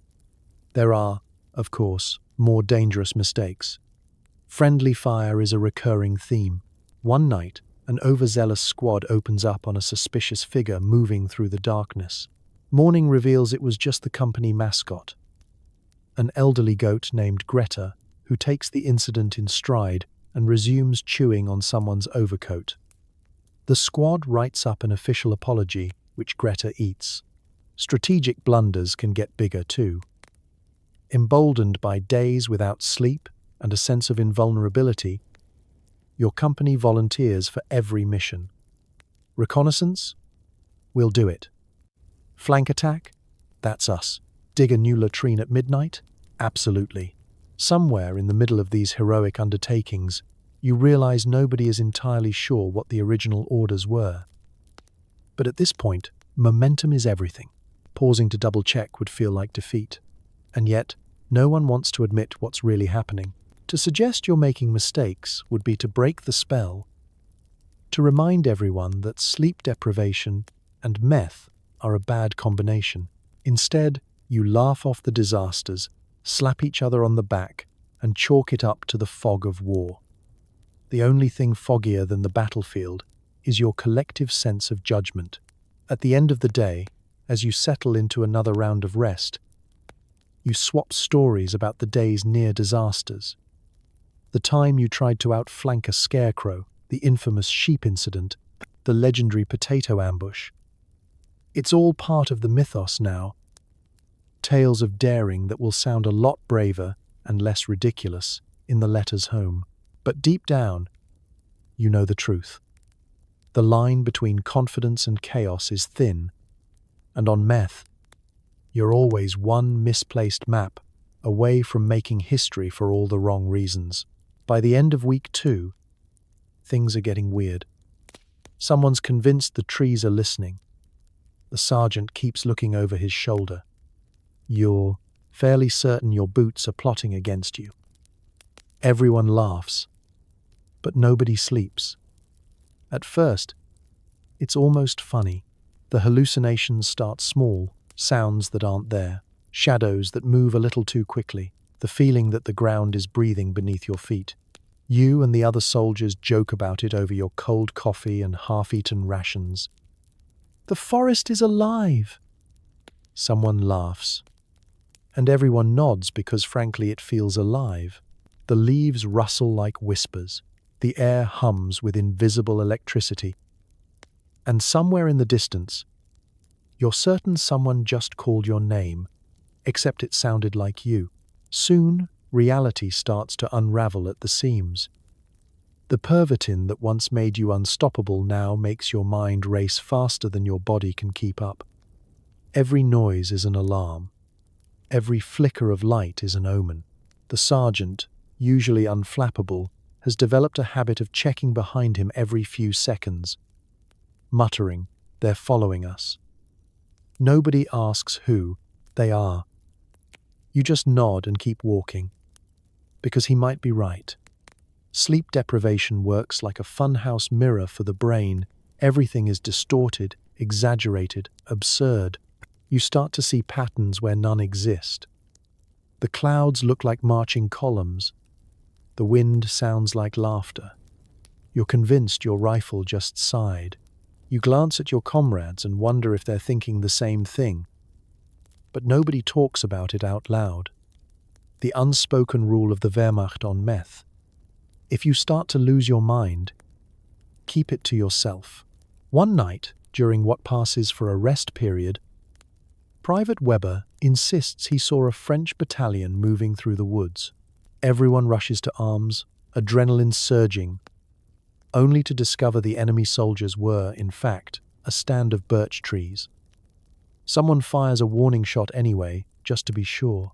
The next morning, you find bullet holes in the trunks and an entire squad swearing they saw movement. You start to wonder if the trees were moving and if you've just joined a war against the forest. The paranoia spreads like trench foot of the mind. You start suspecting everyone of something. The cook's been quiet lately, maybe too quiet. The radio operator keeps fiddling with his equipment. Maybe he's sending messages to the enemy.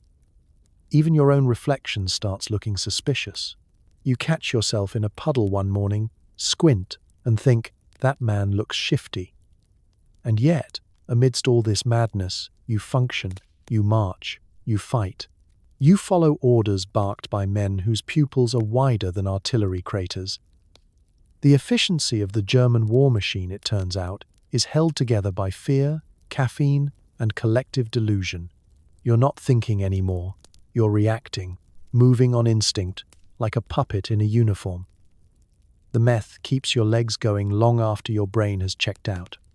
The physical symptoms worsen too. Your skin feels too tight. Your teeth ache from grinding. You sweat even when it's freezing, shiver even when it's warm. Your heart beats in your throat, loud enough that you half expect others to hear it. Sometimes, you forget to eat for days.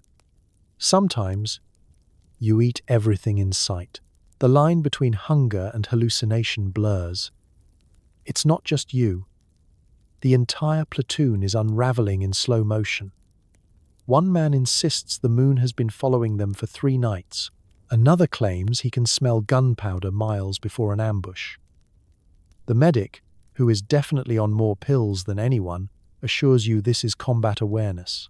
You want to believe him, but it feels more like your neurons are staging a coup. And then there's the fear, not of death that stopped mattering a long time ago, but of your own mind. You're afraid of what you'll see next time you blink. Afraid you'll turn to your left and realize your comrades aren't there at all, that you've been talking to ghosts this whole time. So you keep moving, keep breathing, keep pretending that everything's fine. Because that's what the Wehrmacht does best. Pretend. Pretend that invincibility isn't just a chemical trick. Pretend that the war is still winnable. Pretend that the trees aren't whispering your name. And as long as you can keep pretending, you'll survive. Or at least, something that feels like you will. If you think infantry have it bad, meet the tank crews. 4 men, 1 steel coffin, 3 days without sleep, 1 bar of tank chocolate, and a growing suspicion the radio is sending secret messages. The tank is both a marvel and a nightmare. From the outside, it's an unstoppable machine, all armor, noise, and brute force. From the inside, it's a sauna made of steel, oil, and fear. You can't stretch, you can't breathe properly, and the air tastes like sweat and gasoline. Add to that the fact that everyone inside hasn't slept since Wednesday, and you've got the closest thing the 1940s ever produced to a mobile psych ward. The first day is manageable. The crew is alert, sharp, and fueled by optimism and pharmaceutical courage. The tank commander barks orders with the confidence of a man who believes the war will be over by lunchtime. The driver hums Wagner through clenched teeth. The gunner cleans his weapon for the 5th time. Convinced precision is just a matter of friction. And you're somewhere between excited and existentially terrified. The meth is doing its job, smoothing the fear into focus. By day 2, the tank has become a living organism. The walls vibrate, The gears scream, and the engine's roar has permanently replaced silence in your brain. The air inside is thick enough to chew. Everyone smells like oil, adrenaline, and poor decisions. The tank commander's voice has become a constant drone, bouncing off the metal walls, blending with the mechanical grinding until you're not sure if he's talking or if the tank itself is whispering tactical advice. You eat, drink, and think in sync with the machine. Meals are whatever can be chewed one-handed, naps are 10 seconds long, and the bathroom situation is creative. After a while, the line between man and machine blurs. The driver starts referring to the tank as her, and nobody corrects him, because, honestly, you're all starting to believe it. You pat the dashboard like a beloved pet and whisper, "Good girl," every time the engine doesn't stall under shell fire. It's less a vehicle and more a very loud, very angry roommate that demands constant attention. By day 3, things start to get weird. The lack of sleep turns the inside of the tank into a fever dream. Conversations become abstract poetry. Someone swears the periscope just winked. The radio crackles with static, and the crew starts hearing messages that may or may not exist. The commander insists headquarters is sending secret signals encoded in Morse rhythm, dots and dashes that translate to trust no one. You don't question it because, frankly, you're starting to hear the same thing. Paranoia takes root quickly in confined spaces. Every squeak, every hiss, every flicker of the dashboard light feels like a conspiracy. The driver accuses the gunner of stealing his chocolate ration. The gunner denies it, though his pupils are dilated enough to suggest guilt or a small existential crisis. The loader just laughs quietly to himself, which is not comforting in the least. Everyone's on edge, sweating, shaking, and pretending that being awake for 72 hours is tactical awareness. Still, when the fighting starts again, something primal kicks in. The tank roars forward, and all the paranoia and exhaustion melt into focus. You load, aim, and fire on instinct. The machine becomes an extension of your will, angry, unstoppable, and just coherent enough to survive. The smell of cordite fills the cabin, and for a brief, glorious moment, you forget the sleeplessness. You're not tired. You're invincible. Then the quiet returns. The battle ends. The adrenaline fades. You sit there, staring at the wall, heart hammering, wondering if the tank's engine is still running, or if it's just the sound of your own pulse echoing in the steel. You want to sleep, but you can't. The others are slumped over, eyes open but vacant, awake and dreaming at the same time. When you finally crawl out of the hatch, the world feels too wide, too quiet, too real. You've been entombed with your thoughts for so long that fresh air feels suspicious. The wind sounds like whispering. You blink against the sunlight, rub your eyes, and climb back in. Because out here, sleep is for civilians. Inside the tank, sleep is just another enemy you can't afford to face. You receive a note from the medic. Take 2 pills and march until the sun explodes. Official medical advice is just try harder. You stare at the note for a long moment, wondering if it's a joke. It's not. In the Wehrmacht, medical treatment has been replaced by motivational slogans printed on prescription pads. The doctor's handwriting looks like a spider tap dancing during an earthquake. Barely legible, but the meaning is clear. Stop complaining and start swallowing. You pop the 2 little white pills into your mouth like communion wafers, and within minutes, your veins are singing the national anthem in Morse code. The field medic, to his credit, means well. He's not a bad doctor. He's just operating under a medical philosophy, best summarized as, if it moves, medicate it. Headache, meth. Fatigue, meth. Existential dread, double dose. His tent smells like iodine, tobacco, and despair. And the table beside him looks like a chemistry set designed by a man who's forgotten what sleep feels like. He waves you in, gestures at a rickety stool, and asks how you're feeling. You tell him the truth. You haven't blinked since Tuesday. Your heartbeat sounds like a drum solo, and you're starting to see the concept of time as a color. He nods sympathetically and says, "That's normal." Then he scribbles another note and hands you a small envelope marked therapeutic compound. It's meth. It's always meth. Around you, other soldiers line up for their daily checkups. It's a production line of jittery men, all trying to look composed while secretly hoping for another dose of clarity in pill form. One man says his hands won't stop shaking. Another says he can't stop talking. The medic listens, sighs, and says, "Good. It means it's working." The line moves forward. Nobody questions it. What's strange is how official it all feels. The paperwork is immaculate. Neatly stamped forms, signatures, dosage charts, all the trappings of legitimate medicine. There's even propaganda about it. Posters in the mess hall show smiling soldiers with the caption, "Pervitin, for strength and confidence." You realize your entire army has turned into a pharmaceutical experiment wearing helmets. The medic insists it's science. You suspect it's witchcraft, sponsored by a government grant. There are side effects, of course. The doctor has an entire section in his manual labeled minor adverse reactions. These include tremors, paranoia, insomnia, and existential disassociation, which, according to him, builds character. You try to mention that your last dream involved arguing with your own reflection about the morality of soup, but he just pats your shoulder and says, "Drink more water." Sometimes the medic gives lectures about maintaining peak efficiency. These are less medical advice and more pep talks shouted at men who haven't slept in a week. Remember, he says, fatigue is weakness leaving the body.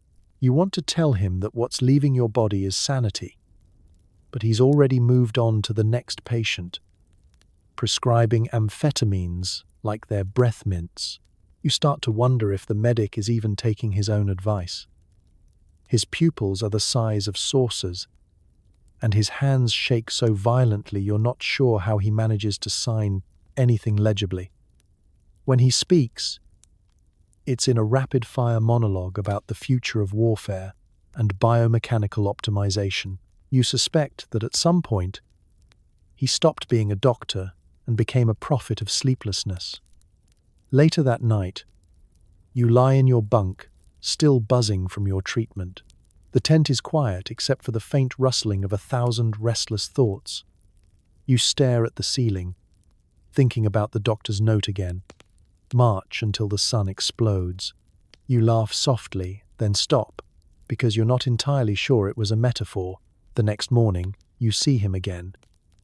He greets you with the same hollow cheerfulness, as if this is all perfectly normal. "How's the medicine working?" he asks. You tell him you feel unstoppable, unbreakable, and just a little insane. He beams. "Excellent," he says. "That's exactly what we want." You walk away clutching another small envelope, feeling both invincible and doomed. Because deep down, you know this isn't healing. It's harnessing madness. The doctor may call it medicine, but you've learned the truth. In this army, sanity is optional, but performance is mandatory. The city is taken, the battle is over, but the real struggle is coming off a week-long meth bender in a foreign capital. Paris is beautiful, but the wallpaper is moving, and the pigeons are plotting something. Victory looks different when you're seeing double. The marching, the fighting, the sleepless triumph. It's all behind you now. But now, your body is catching up. You've run out of Pervitin, and suddenly the world feels heavier than the tank you rode in on. The cobblestone streets glisten in the morning light. The cafes smell like butter and coffee. and you should be celebrating. Instead, your hands are shaking, your thoughts are melting, and you can't tell if that accordion player across the street is real or a hallucination from your bloodstream staging one final opera. The first thing that hits you is exhaustion. Not normal tiredness, the kind that can be fixed with a nap, but a bone-deep collapse that no amount of rest can fix. You've been awake so long that sleep feels like a myth, a fairy tale told to children. You lie down in your cot in a captured Parisian apartment. But the moment you close your eyes, your brain starts replaying the invasion in fast forward. Tanks rolling, boots stomping, shouts echoing, hearts pounding. Every time you think you're drifting off, your body jolts you awake, like a faulty alarm clock that runs on guilt and adrenaline. The second thing that hits you is hunger. Real hunger. You haven't eaten a proper meal in days. You wander into a half-looted kitchen, find a baguette that's older than some of your comrades, and eat it like it's divine manna. Food tastes strange now. Too vivid. Too real. The coffee makes your stomach revolt. The chocolate tastes like metal. And wine? Forget it. Alcohol on a system that's just spent a week running on meth feels like throwing gasoline on a bonfire. Outside, the city is alive again. The locals peek from windows, watching the occupiers with a mixture of curiosity and hatred. You try to smile at a shopkeeper. She doesn't smile back. Maybe it's the uniform. Maybe it's the fact that your pupils are the size of dinner plates. The pigeons on the rooftops look suspiciously organized, and you find yourself staring at them for too long, half convinced they're part of a resistance network. Your comrades aren't doing much better. One is asleep sitting upright, mouth open, snoring like an out-of-tune tuba. Another is writing letters to his wife on the wall in chalk. The sergeant spends most of his time polishing his boots, muttering, "They must shine. They must shine," as though the entire war effort depends on his reflection in the leather. The medic, naturally, is nowhere to be found, probably locked in a broom closet, having a staring contest with God. The higher-ups call this rest and recuperation. It feels more like collective withdrawal. Soldiers wander the boulevards in a daze, half dreaming, half panicking. Some try to sightsee.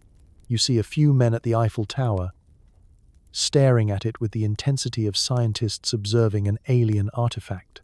"It's pointy," one mutters, before promptly sitting down on the steps and falling asleep mid-sentence. Others hit the cafes, demanding coffee after coffee, trying to recapture the energy that's fled from their systems. The waiters oblige, slowly, carefully, as if serving coffee to a nest of rattlesnakes. As the days go on, the crash deepens. You feel heavier, slower, and sadder. The euphoria that once made you feel invincible has curdled into something darker. Every sound feels too loud, every thought too heavy. You realize you haven't laughed in days. You miss the manic camaraderie of the march, even though it nearly killed you. The city's beauty feels mocking now. How dare it look so perfect when your insides are unraveling? At night, you wander through Paris's silent streets, boots echoing on cobblestones slick with rain. The lamplight blurs, your vision swims, and for the first time in weeks, your thoughts slow down enough for guilt to catch up. You think of the faces you saw, the places you destroyed, the people who'll never rebuild. The meth stripped away your fear, but now, with nothing left in your veins, it's all coming back, cold and merciless. You stop by the Seine, watch the water ripple, and for a moment, it feels like peace. Then the paranoia creeps in again. You swear you hear footsteps behind you. You turn. Nothing. Just the city, breathing softly. Alive but haunted. The war will go on, of course. There will be new fronts, new missions, new pills. But tonight, in the heart of conquered Paris, surrounded by beauty you can't feel and ghosts you can't name, you finally understand what no one told you. Victory is easy when you're high. Coming down, that's the real battle. The official line is, everything is fine, and our soldiers are the best in the world. Unofficially, everyone knows the army is basically a chemistry experiment with guns. You wonder if the Allies are doing the same, but they seem a lot more tired. Everywhere you look, there's a quiet, shared understanding among the men, a kind of wink and nod secrecy about what's really fueling the Wehrmacht's lightning advances. Propaganda posters show smiling, clean-cut soldiers radiating confidence and health, but in the mess tents and the muddy fields, the real conversation happens in whispers. Got your vitamins today? One soldier asks another, holding up a little white pill like it's the key to victory. The answer is always yes. If it's no, morale dips faster than a tank in a swamp. It doesn't take long before everyone knows someone who's taken too much and spent a night debating the finer points of military strategy with a broomstick.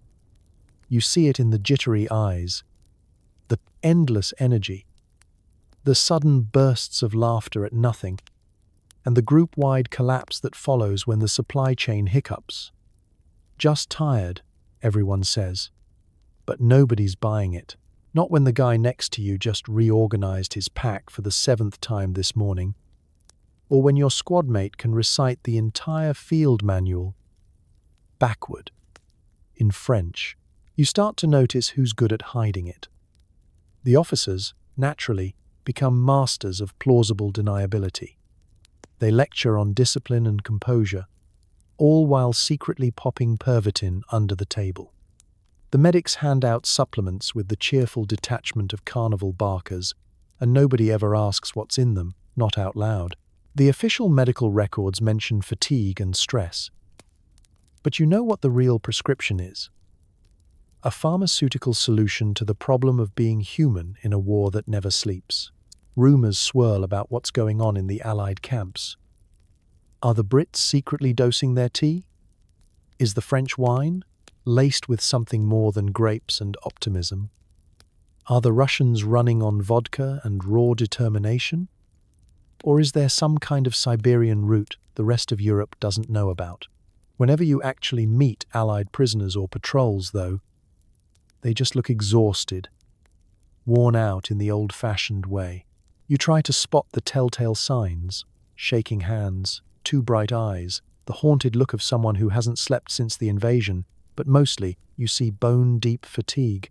It's both reassuring and disconcerting. Maybe your army is different, after all. The real secret is how much everyone depends on the drugs.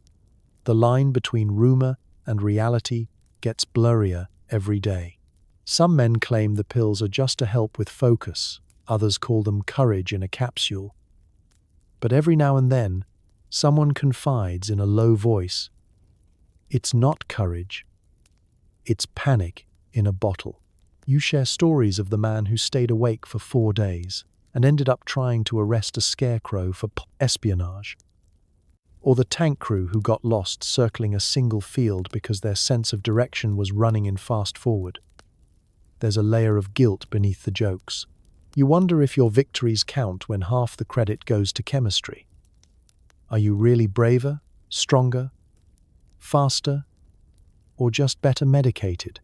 You want to believe you'd be heroic anyway, but deep down, you know the truth. Sleep deprivation plus stimulants equals history's most ambitious science fair project. The officers shrug it off. It's modern warfare, they say. Everyone has their edge. You nod, even as your hands shake. At night, when the rumors run wild and the exhaustion becomes too heavy to ignore, you sometimes imagine what the post-war world will say. Will they talk about your tactics, your spirit, your sacrifices? Or will they remember you as the army that tried to replace sleep with a handful of pills and sheer denial? You're not sure. For now, you keep swallowing the truth along with your next dose. and hope that someday all these secrets will be someone else's problem. Because the reality is, you're not just fighting the allies.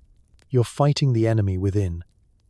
Biology, chemistry, and the terrifying knowledge that, in the end, history isn't just written by the victors. It's written by the wide awake. The cook hands you a stew that tastes like burnt rubber. It's good for you, he claims. You suspect it contains more amphetamine than actual beef. The Wehrmacht's field kitchen is a miracle of low expectations. Nobody signs up for the food. You shuffle into the chow line, bowl in hand, knowing full well that culinary excellence is not on the menu. The cook, a sullen man with arms like tree trunks and an expression like old leather, ladles out portions with the same enthusiasm one might use to fill a pothole. The stew lands with a plop and a little puff of steam, less of an aroma and more of a warning. You eye the greyish sludge, poking it with your spoon. Is it potatoes? Meat? Mushrooms? Nobody is sure. One thing you are sure of: this meal contains more chemical assistance than nutritional value. In fact, you've started to suspect that the only real seasoning in this kitchen is pure, uncut Pervitin. There's a rumor going around that the last supply crate accidentally dropped a whole box of vitamin supplements into the stew pot. Judging by how energetic the company is after dinner, you're inclined to believe it. Conversation at mealtime is less about savoring the flavors and more about swapping stories of previous gastrointestinal betrayals. Someone claims last night's bread had the texture of shoe leather and the flavor profile of existential dread. Someone else insists the mystery meat was, in fact, a particularly unlucky pigeon. Nobody argues. There's a collective agreement to not ask questions the cook can't or won't answer. Despite the taste, the food works. One moment you're slumped at the table, and the next, you're wide awake, eyes darting, heart pounding, ready to march across Europe on nothing but soup and willpower. If you pause to think about it, you realize it's probably not normal for a bowl of broth to make you feel like you could run to Moscow and back before dessert. You look around and see your comrades experiencing the same transformation. Slouched, sullen faces morphing into jittery, almost manic grins. Mealtime is one of the few rituals that brings everyone together. It's a chance to complain, joke, and briefly pretend you're a normal group of men sharing a meal and not the world's most tightly wound experiment in sleep deprivation. Even the officers line up, swallowing their pride, and the stew, because there are no alternatives. You watch the lieutenant sniff his bowl suspiciously, take a sip, and then immediately start outlining tomorrow's plan for a surprise nighttime assault. The kitchen, it seems, is the real command center. There's a dark humor to it all. The cook claims his recipe is a family secret. Someone suggests the secret is a lack of family. Others say he's actually a chemist who failed out of pharmacy school and now uses dinner as a test lab. You're not sure if they're joking. You just know that after every meal, the barracks sounds like a beehive, full of restless energy and nervous anticipation. Occasionally, someone tries to cook for themselves, a daring act of rebellion. The results are universally catastrophic. A field omelette becomes a rubbery puck, bread is baked into bricks, potatoes somehow explode.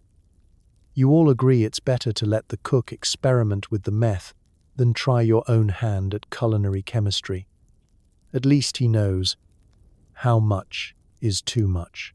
On rare, nostalgic nights, you remember home-cooked meals, the warmth of a real kitchen, the comforting scent of herbs and fresh bread, the way your mother could make a stew that was actually soothing. Here, comfort is measured in milligrams and hope. The only spice is adrenaline.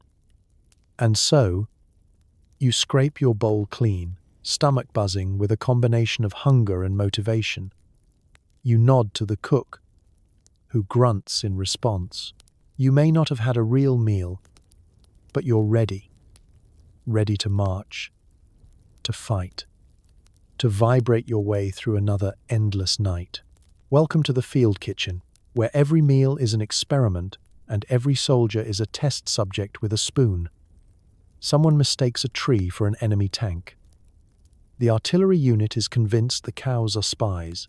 Meth, helping armies defeat themselves since the 1940s.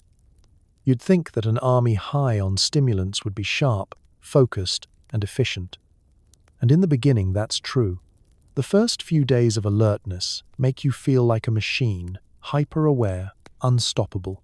But after 2 weeks without proper sleep, your sense of precision goes out the window and lands in a ditch somewhere near Belgium.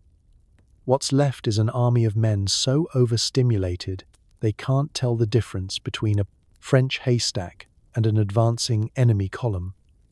It starts small. Someone fires at shadows. Someone else swears they saw a sniper in the tree line. Turns out it was just a bird. You laugh at first, because it's funny to watch your sergeant try to interrogate an owl. But then the jokes stop when a squad accidentally opens fire on its own supply convoy. The report says, fog of war. You know it was fog of amphetamine psychosis. The problem isn't just fatigue, it's overfocus.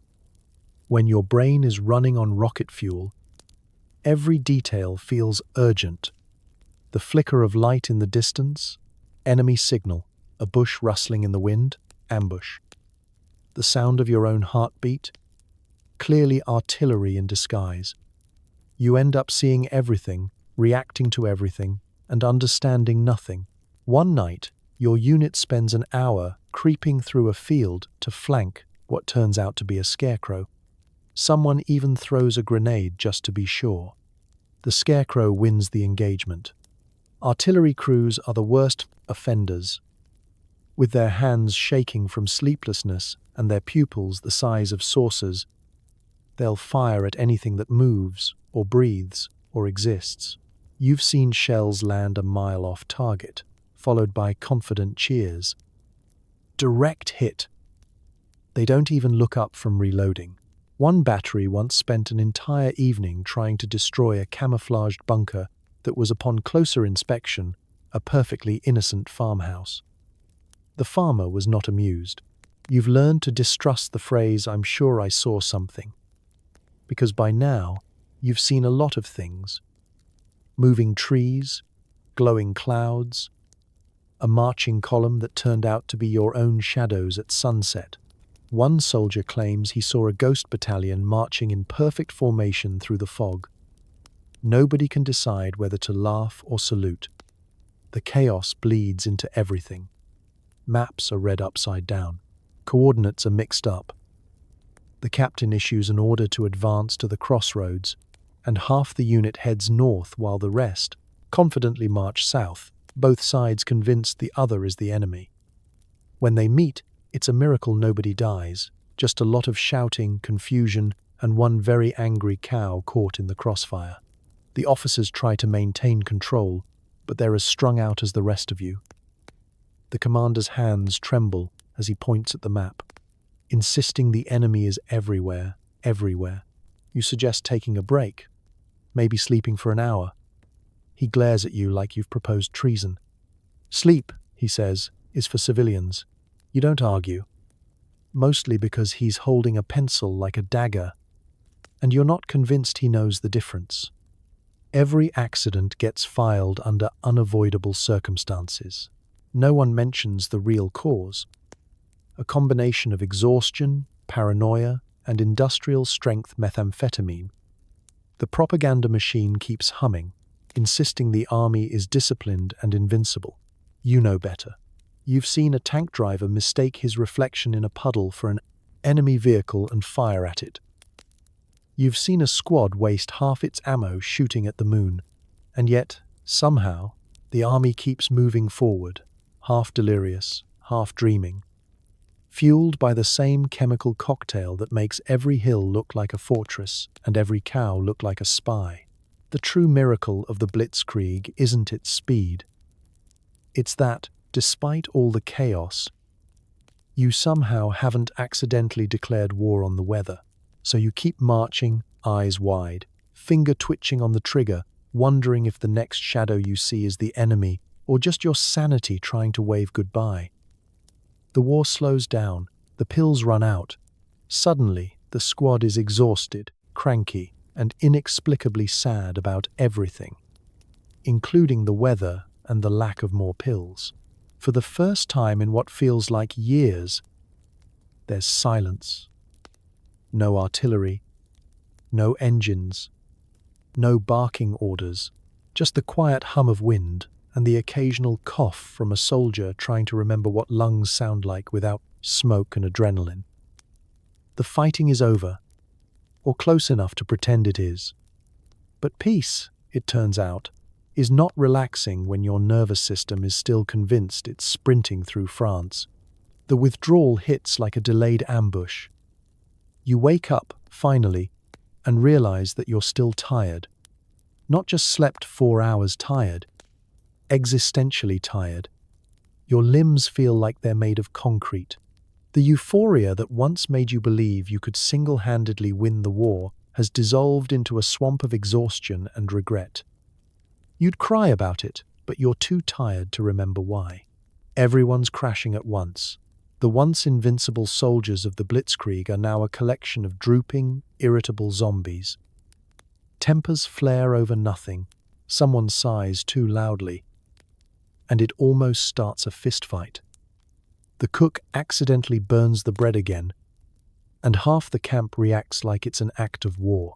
The sergeant, once a man of iron will and endless energy, now sits on a crate, staring into the middle distance like a philosopher who's just realized the futility of everything.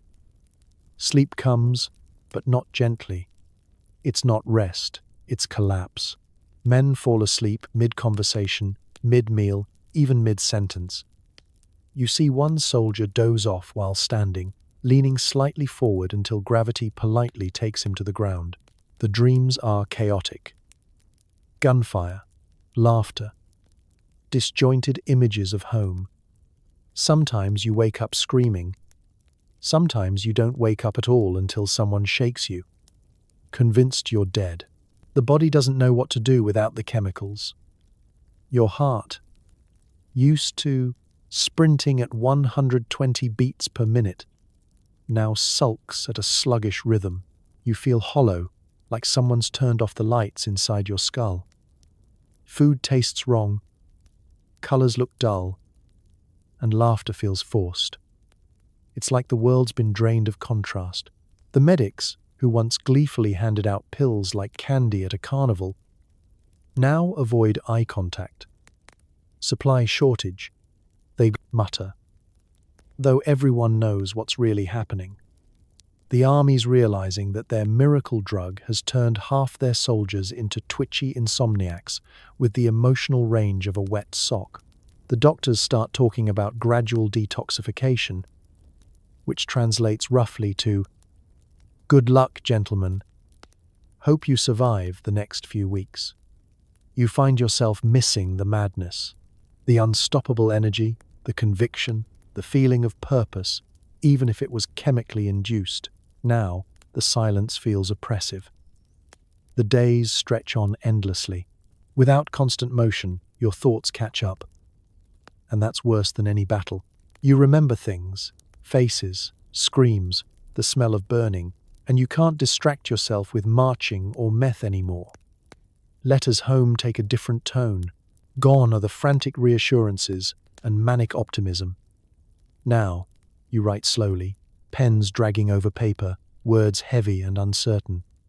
"We're resting now," you tell your family. "Things are peaceful."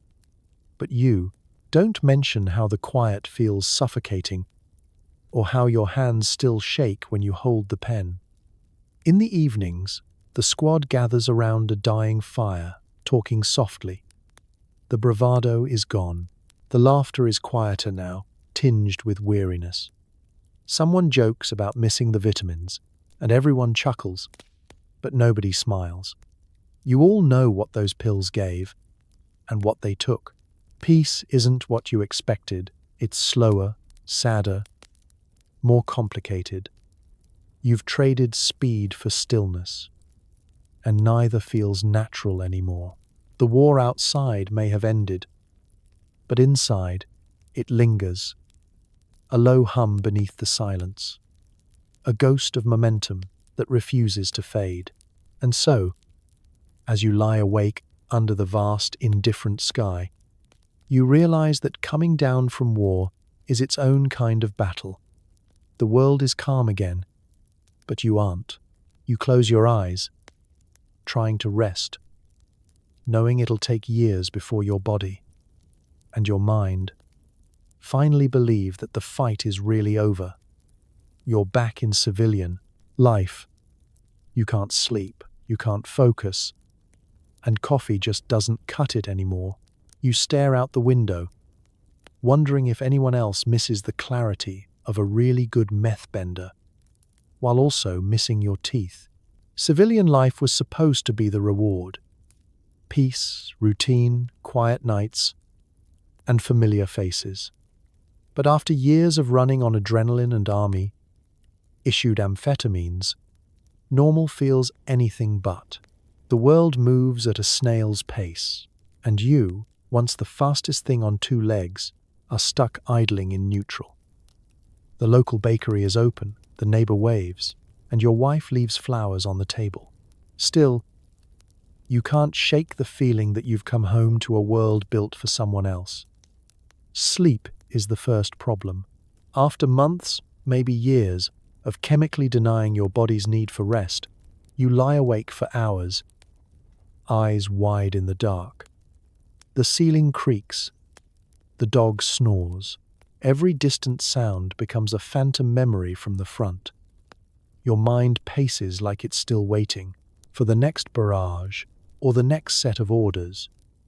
You try to relax, but every time you start to drift off, your body jolts you awake.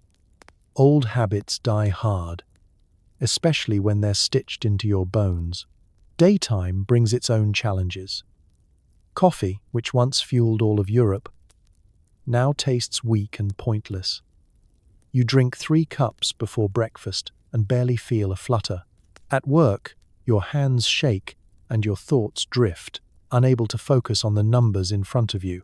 There's a peculiar nostalgia for the days when a pill could make you believe you were a god, or at least a superhuman version of yourself. Now, without that edge, you're just tired and ordinary. The body keeps the score. Your teeth ache, your stomach rebels at every heavy meal, and your heart beats a bit too fast or not fast enough. The doctors call it nervous adjustment. The veterans at the bar just call it the shakes. Everyone's dealing with it, but nobody really talks about it. The old camaraderie is gone, replaced with brief nods and the kind of haunted eyes that see more than they'll ever admit. Relationships feel strange. Your wife asks gentle questions, looking for the man she married. Your kids draw you pictures, though they've started to notice how much you fidget. You want to tell them about your days in the field, but every story gets lost somewhere between the truth and what's safe for bedtime.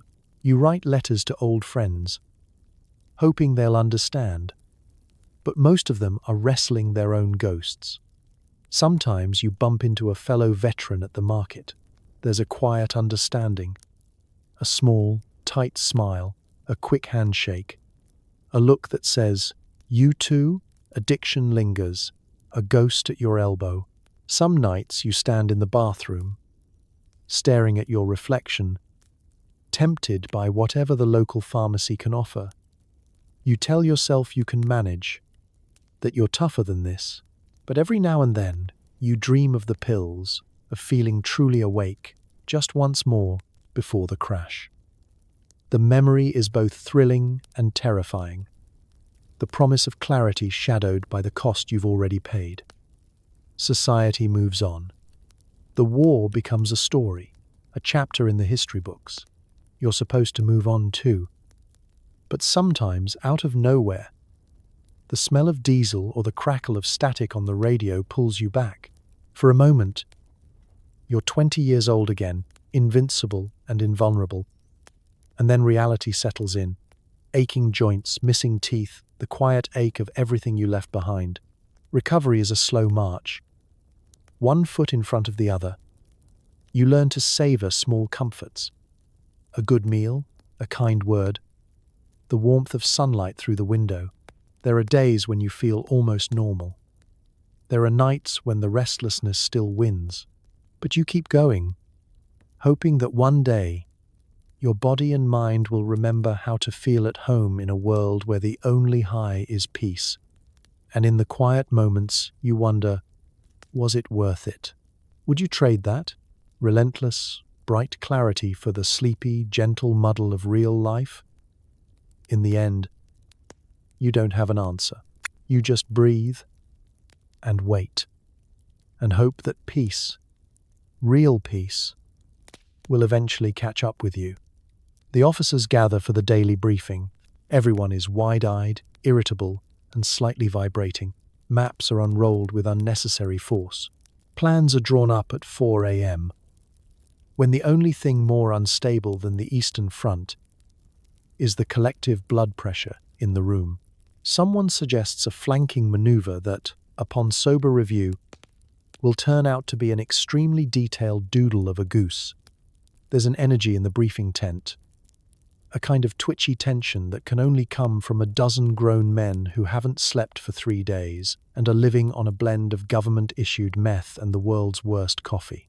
The colonel's hands tremble as he gestures to a map of France that's been folded and unfolded so many times it's more tape than paper. The major, who hasn't blinked since Tuesday, is furiously writing notes that may be battle orders, an epic poem, or his new recipe for potato stew. You stand at attention along the perimeter, pretending to look interested while your mind catalogues every single detail. The way the candles flicker, the scratchy sound of pencil on parchment, the rhythmic clatter of boots against the floor. The air is thick with anticipation, nerves, and the faint whiff of whatever passed for deodorant in 1940. If you listen closely, you can hear the sound of mental gears grinding, plans being built, revised, and demolished in the space of minutes. No one is thinking straight, but everyone is thinking fast. The general paces up and down the table, chain-smoking and muttering. Momentum, gentlemen. We must keep the momentum. At one point, the captain interrupts to propose a double envelopment maneuver involving 3 tanks, 5 squads, and a decoy involving a particularly loud accordion player. The room pauses, considers, and nods. It sounds as reasonable as anything else at 4 a.m. Sleep deprivation is the unofficial guest at every briefing. You catch officers squinting at the map, eyes darting, lips moving silently as they try to convert kilometers to whatever units their brains can still process.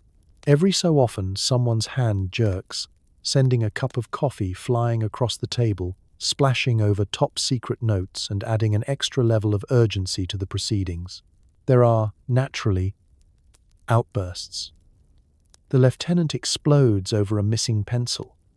The logistics officer accuses the cook of hiding the good bread. The intelligence captain starts giggling uncontrollably after mispronouncing reconnaissance. Nobody bats an eye. You're all balancing on the edge of coherence, one caffeine crash away from chaos. Despite the madness, a strange form of creativity emerges. Free from the shackles of rational thought and well-rested logic, the officers invent new tactics and bizarre code names. Operation Dancing Fox is drafted. An ambitious plan that seems to involve synchronized marching and at least 2 inflatable tanks.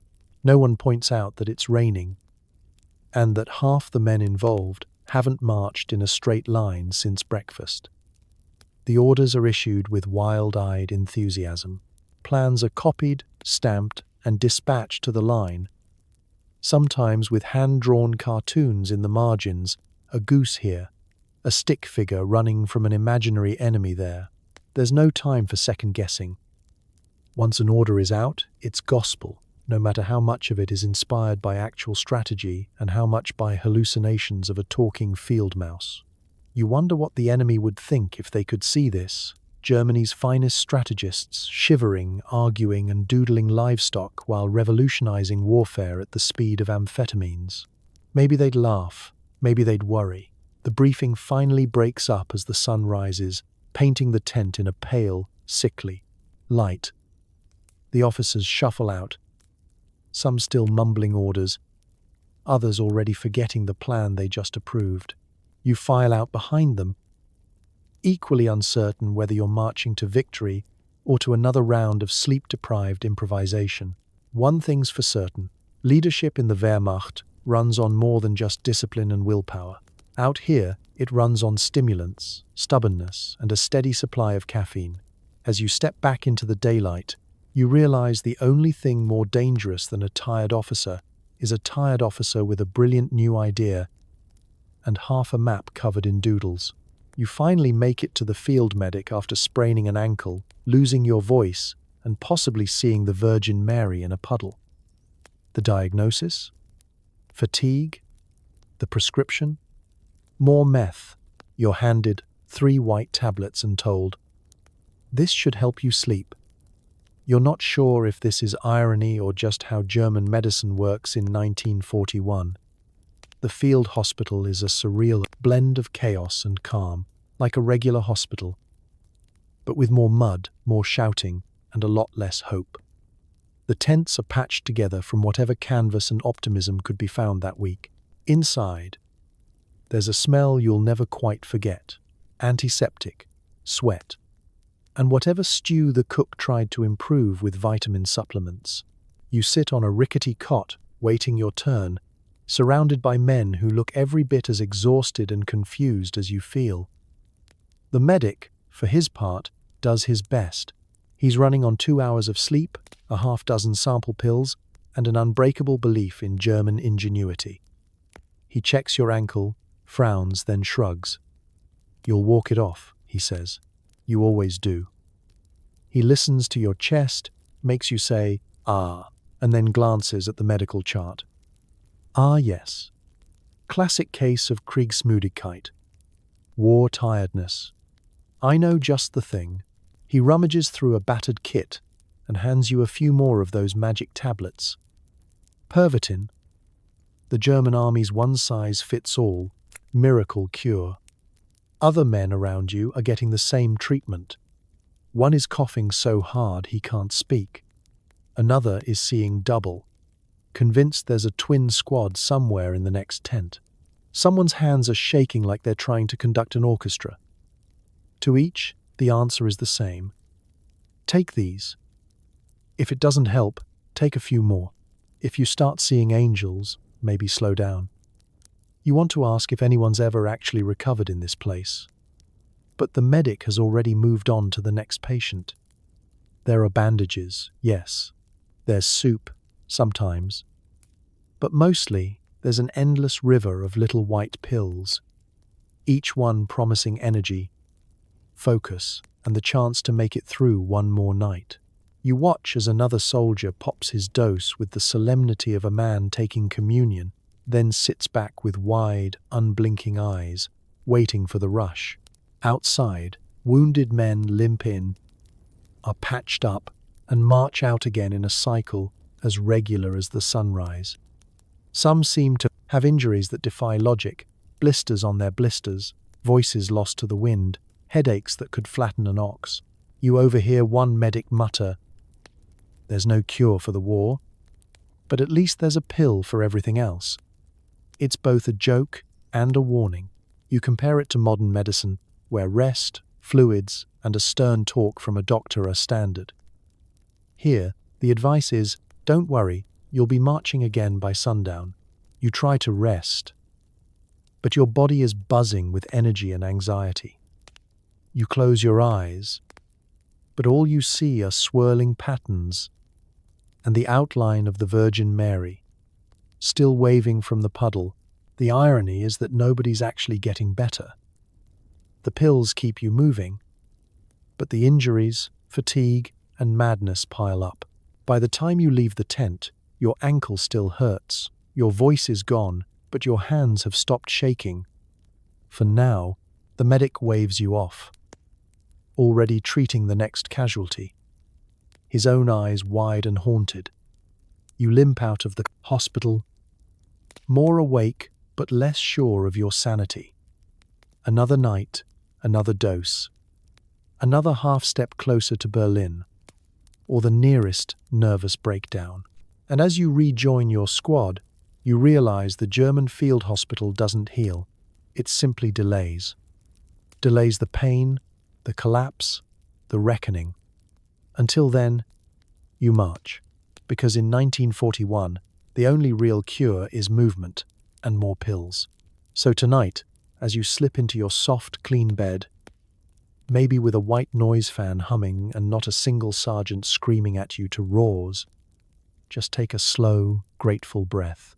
Maybe you're dealing with Monday tomorrow. Maybe your inbox is exploding. Maybe you're tired, but not 6 days of marching on meth tired, and that's something to celebrate. Because the soldiers of World War II's German army, for all their infamous place in history, survived more than just bullets and bombs. They endured endless marches, sleepless nights, impossible orders, and the world's worst pharmaceutical solutions to basic human needs. It was suffering by chemistry set, glory measured in hours awake, and victory sometimes coming down to who could survive the longest come down. Their struggles were real, confused, jittery, surreal, and often as much a battle with their own bodies as with the world around them. So, if you ever find yourself exhausted, overwhelmed, or wondering if you can get through the week, remember, your ancestors once powered through wars and misery with nothing but hope, stubbornness, and sometimes, unfortunately, a suitcase full of prescription-grade methamphetamine.